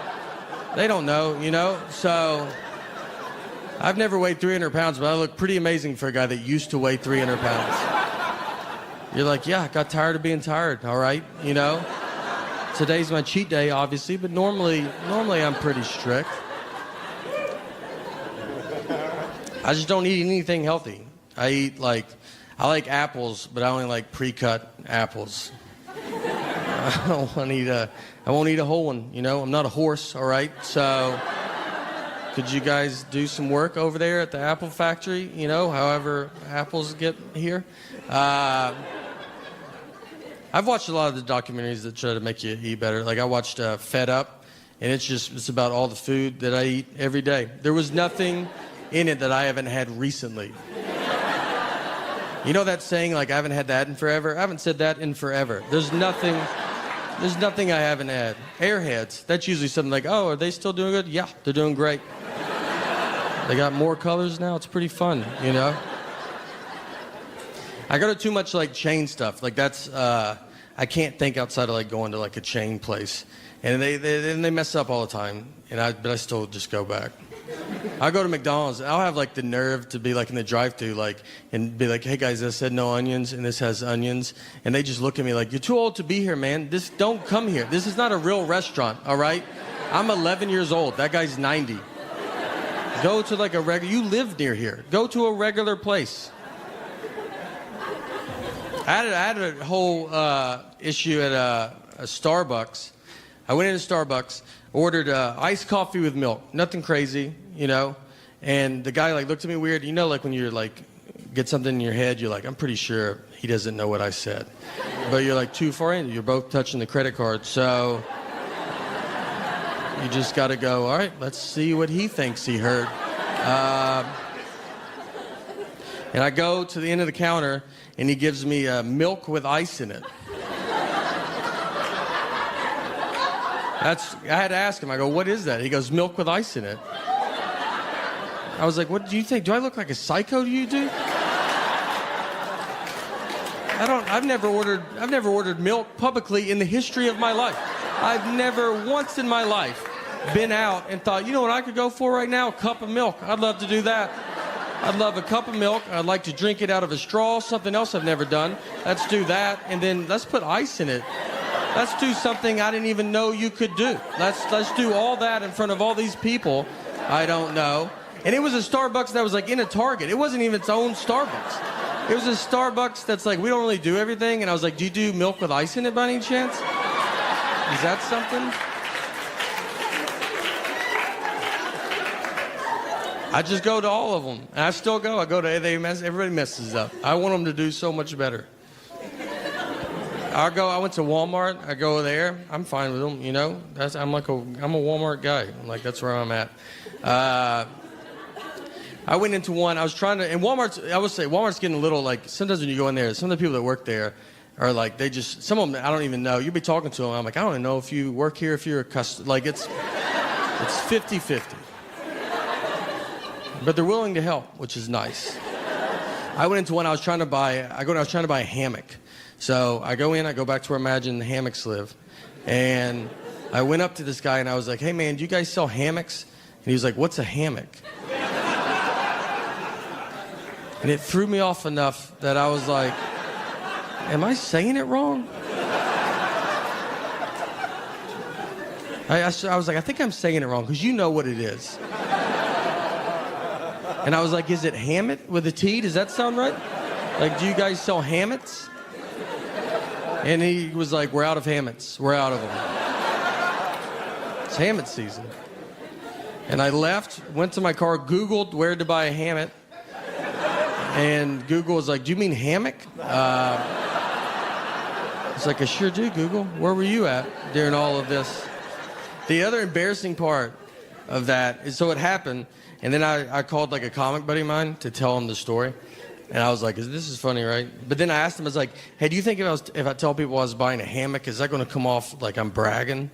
Like, for some reason, in my head, that's just like a wealthy purchase. Like, that's a hammock at Walmart. Like, an audience would be like, whoa, all right. I didn't know we were just hearing about how good you're doing. Man, what's it like to have two trees that close together? Is it nice? I heard it looks nice. I've seen pictures.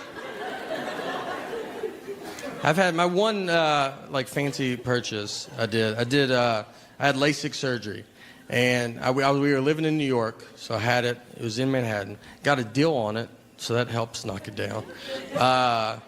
It worked. You know, I can't see this side of the room, but besides that, this side I see almost too good. And no, it was fine. And they did a couple things that were weird. Besides the deal I got, they want to show you the video, like before you have it. They're like, here, watch eye surgery, and you're like, just do it. I don't want to watch. Like, I trust. We're in a building. This seems like a real thing, so just go. If I was doing that out of some guy's van, I might ask that guy for a video. But you know, be normal. And the other thing, they didn't make me bring anybody. And then I was like, should I bring someone to take me home? And they're like, no, most people can see. I was like, you said most. You sure? It's not a big deal. I'll tell someone where I'm at. They're like, no, don't. Did you tell anybody where you're at? Don't tell anybody.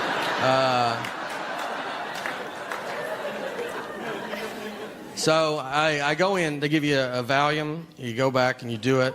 Then you get done. They give you those big sunglasses.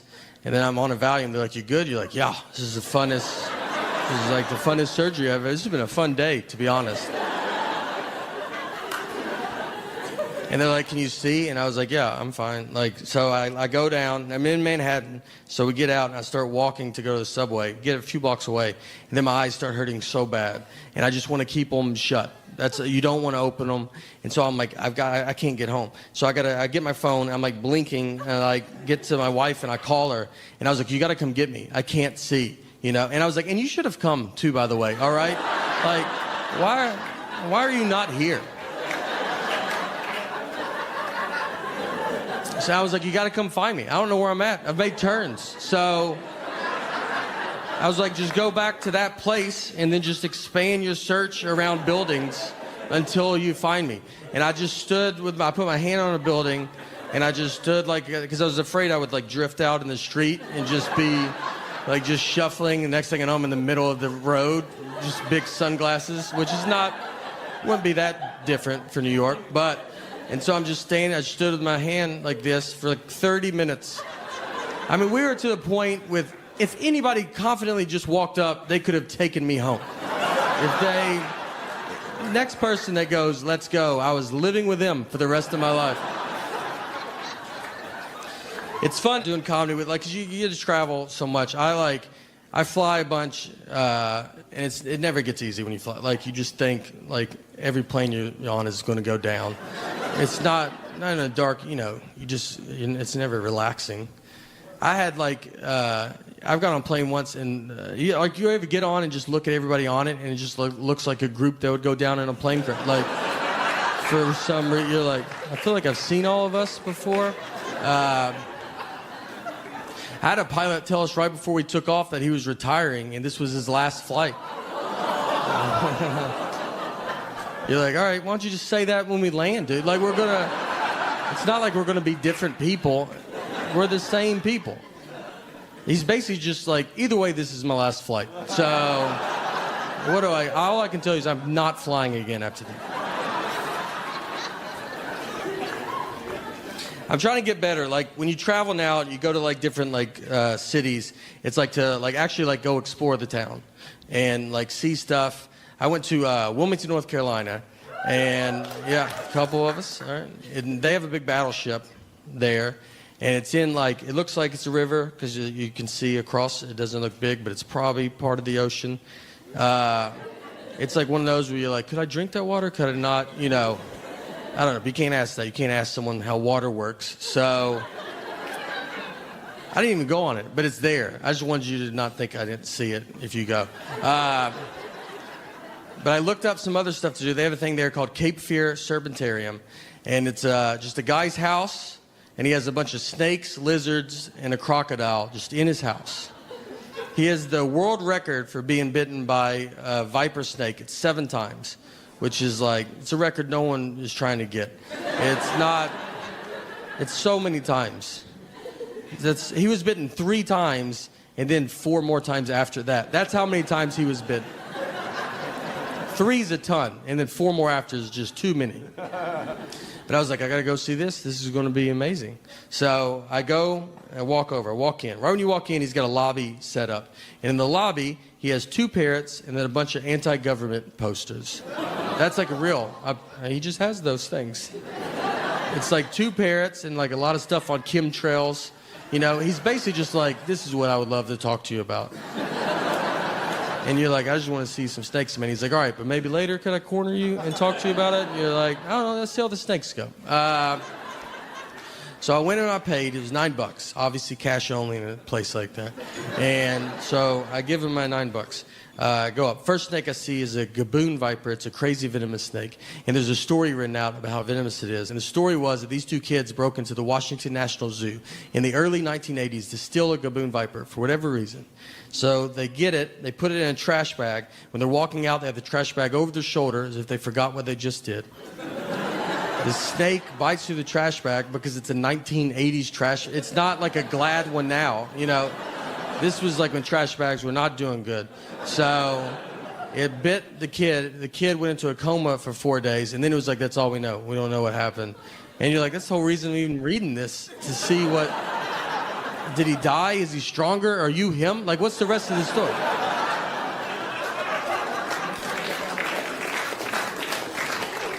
So if you ever go, and you should go, if you ever go, 3 p.m. Saturday and Sunday, he feeds these things. So I looked at my watch. It was like 3 p.m. I was like, all right, we'll go watch these things eat.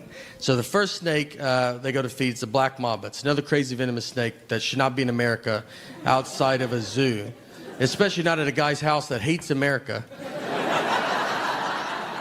So we're like, all right, we gotta go see this. So we get down there. He puts a chicken wired fence around him. So if the snake gets out, he'll just get out of that fence pretty quick.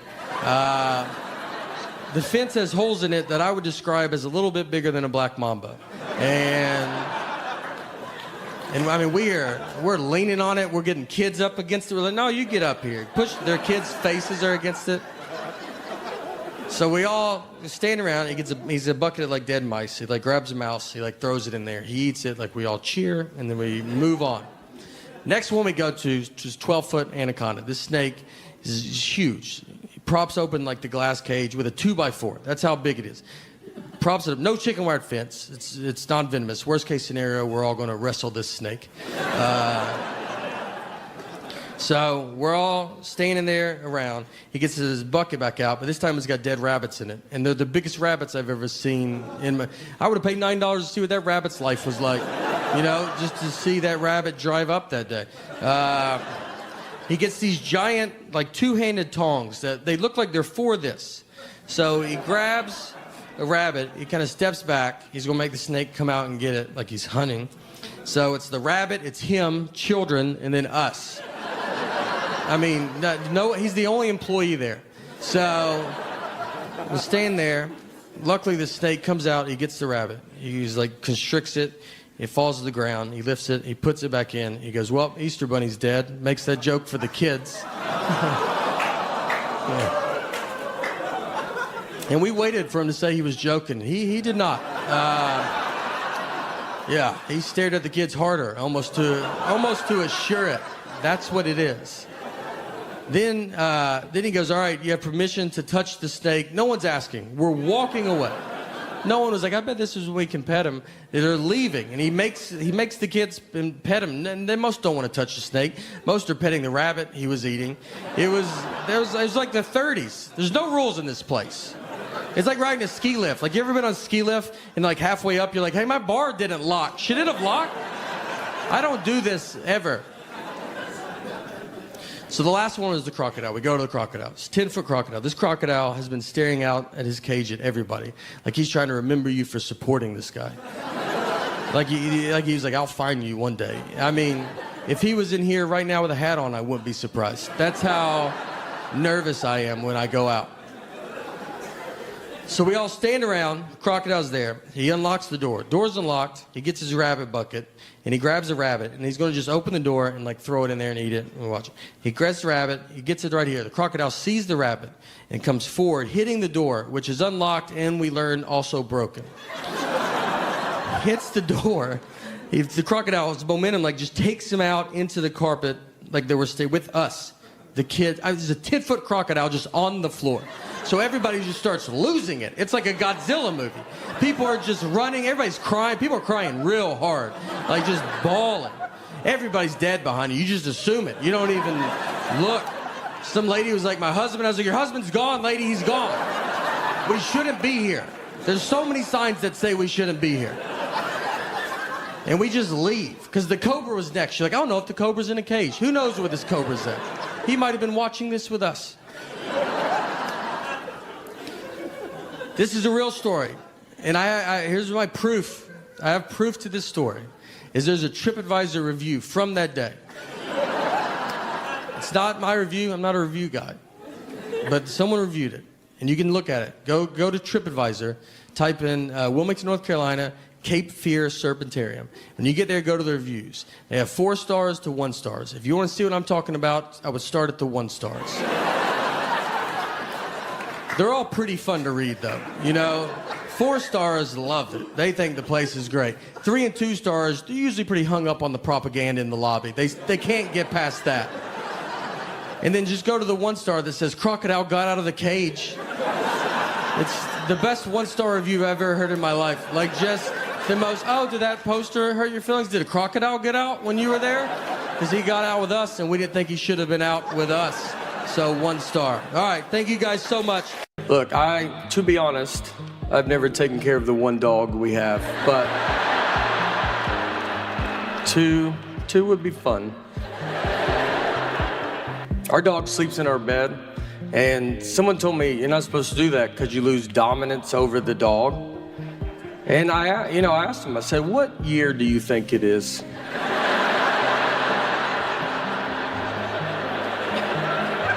These are all doodles. They're barely dogs. It's a person. They're people. This guy acts like it's 1980 when you kept the dog outside all year. Those you needed dominance over. You had a wolf in the backyard. Friends come over. You want to go outside? I wouldn't. Chuck E. Cheese is rough. I don't know if you've been there in a while. They look like they're trying to go to business and they can't. They filed for bankruptcy and they're still open. They call Blockbuster and they're like, how do you get out? We want out. They're updating nothing. That Chucky band is just robotic. I mean, the drummer doesn't even turn on. It just sits like that the whole time. They sell booze to parents now. They just give them buckets of Bud Light. They're drunk in a booth at 9 a.m. And someone drives those kids home. I don't see a bunch of Ubers and Lyfts showing up. There was a Chuck E. Cheese that got caught. If people didn't eat all their pizza, they would just put it back out on the buffet. And that would shut down any normal business. And with Chuck E. Cheese, they have thrived. I mean, when I read the story, I was like, I thought that's what they were doing. I thought we agreed that that's fine. I didn't even know what the article was about. So I sit on it for like 6 months, like a long time. We finally get in a fight. I don't remember what the fight was about. Nothing. I don't know. It wasn't laundry. I remember that. So I'm losing this fight. And so in my head, I'm like, this is it.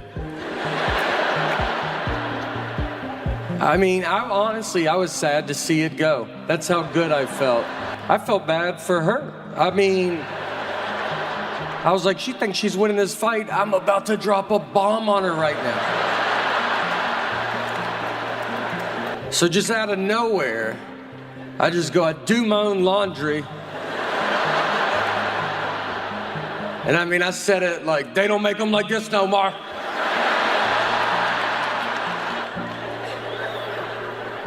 I was shocked that it started a second fight I never saw coming.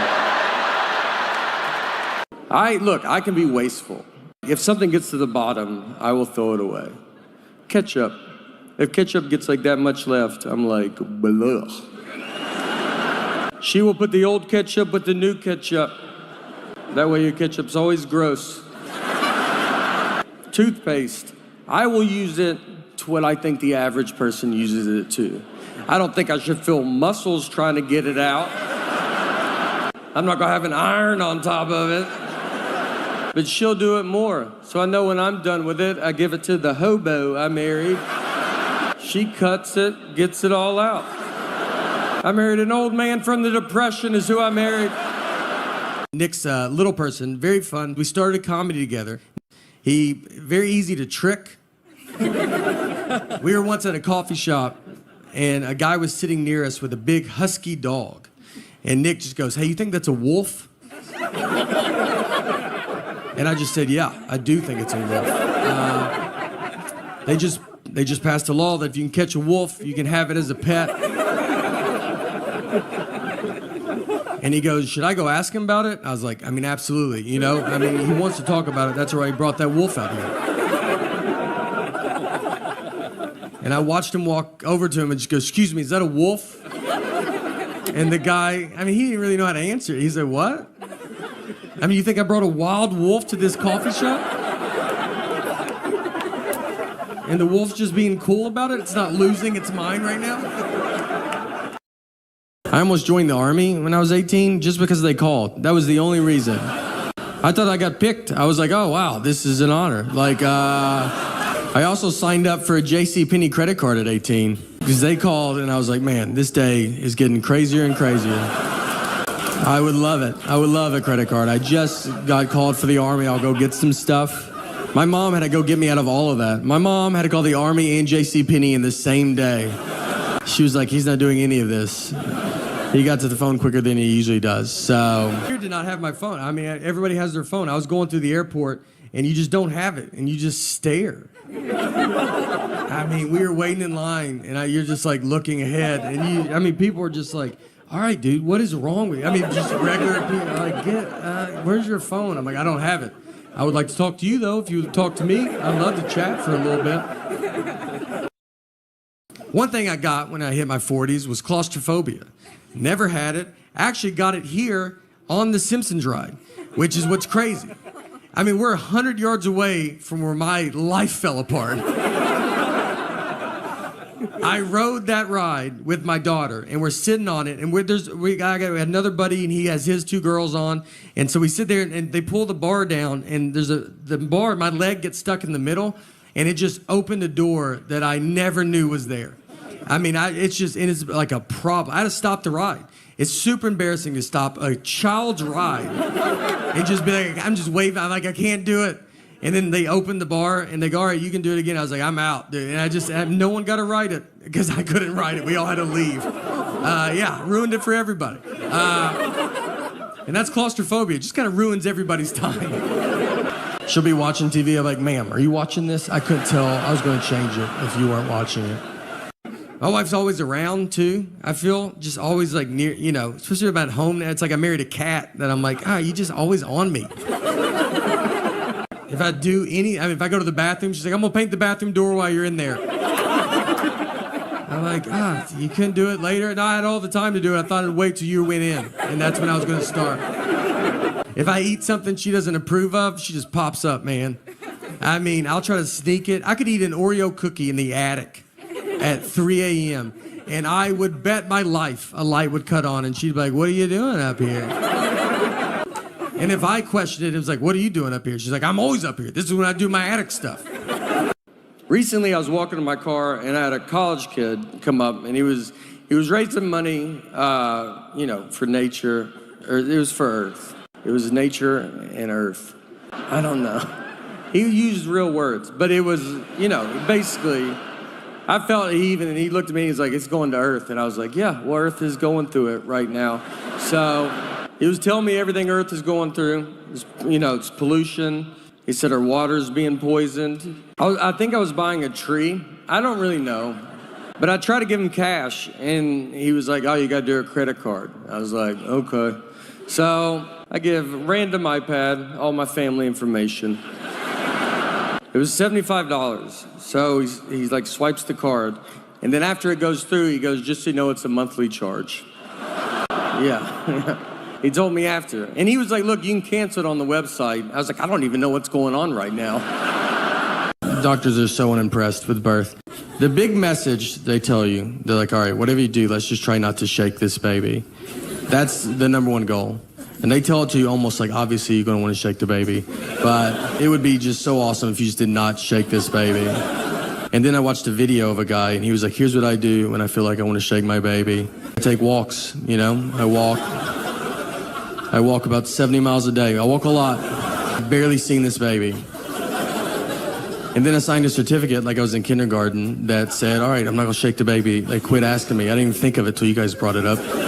I've never heard the word shake so much in my entire life. Like, that's all we talked about for 3 days. And the first night we got her home, I remember she was like crying for like 6 hours, and you're like delirious and confused. And I was like with my wife, and I was like, wait, are we supposed to shake this baby? Like, God forbid I go to a store she has a coupon for. I'll be walking into the parking lot just to get a call. Don't buy anything, I have a coupon. I'm like, do you think I'm going to come home and get that coupon? Is that what you think's about to happen? I'm going to try to pay more now that you called. I don't even know if Target allows that, but I'm going to try to negotiate up on this toothpaste. You better hope they don't ask me to round up. I'm rounding up. I hate coupons so much, and she's addicted to them. She will not let me leave. Like, I got a coupon. I'm like, I just feel so stupid. I'm buying deodorant, and I'm like, I don't have all the money, but I'm almost there. But I do have this coupon. One day, I hope to be able to pay full price. We are saving up as much as we can. God forbid I go to a store she has a coupon for. I'll be walking into the parking lot just to get a call. Don't buy anything, I have a coupon. I'm like, do you think I'm going to come home and get that coupon? Is that what you think's about to happen? I'm going to try to pay more now that you called. I don't even know if Target allows that, but I'm going to try to negotiate up on this toothpaste. You better hope they don't ask me to round up. I'm rounding up. I hate coupons so much, and she's addicted to them. She will not let me leave. Like, I got a coupon. I'm like, I just feel so stupid. I'm buying deodorant, and I'm like, I don't have all the money, but I'm almost there. But I do have this coupon. One day, I hope to be able to pay full price. We are saving up as much as we can. My parents are getting older. So my mom, we had her go pick up our daughter recently at a friend's house, and I texted her the address. She drove to the wrong house. So she knocked on the door, another grandmother answered. Well, this is not good. This is like two dogs seeing each other through a fence. They're going to be there for a while, So my mom, she knocks on the door. My mom goes, is my granddaughter in there? And that lady goes, I have 3 grandsons, so no solution.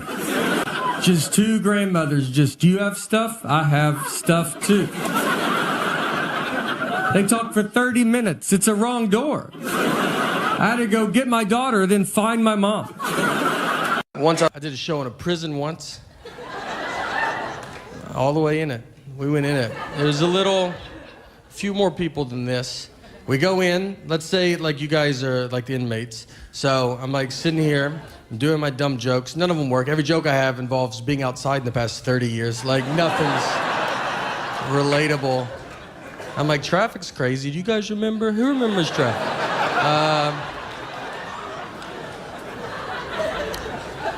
An inmate gets up and starts walking towards me. I'm like, oh boy, here we go. Like I've seen movies, like he's gonna use me to break out. So I don't want to point at him, but I am trying to draw. I'm like, the weather's been like pretty crazy. Should he be walking up like that? Turns out he's just going to the bathrooms. They're right behind me. He's a good guy. I judged him on what he was wearing and where we were at. I wanted to play college basketball. That didn't work out. It didn't work out because I got cut every year for my high school basketball team. So I had to play for my church because the church cannot cut you. They have to let you play, which is nice. That's a good, I guess they could cut you. You'd be pretty bad if they're like, look, we think you're good, but Jesus does not think you're that good. Yeah, he is our captain. So I wanted to play college basketball, and that didn't work out. It didn't work out because I got cut every year from my high school basketball team. So I had to play for my church because, yeah, the church cannot cut you. They have to let you play, which is nice. That's a good, they would be, I guess they could cut you. You'd be pretty bad if they're like, look, we think you're good, but Jesus does not think you're that good. Yeah, he is our captain. So, and church ball was a lot different too, because we played, it was a half court, no 3-point line. We played on carpet. That's your first sign. It's not going to count. And they didn't give us a basketball. We didn't have a ball. Like, we would just stand out there and play on honesty. So you'd be like, I just made it. It was like, oh, that's a good shot. You're really good. I stole it. I forgive you for stealing it. It was moral points. Counts later.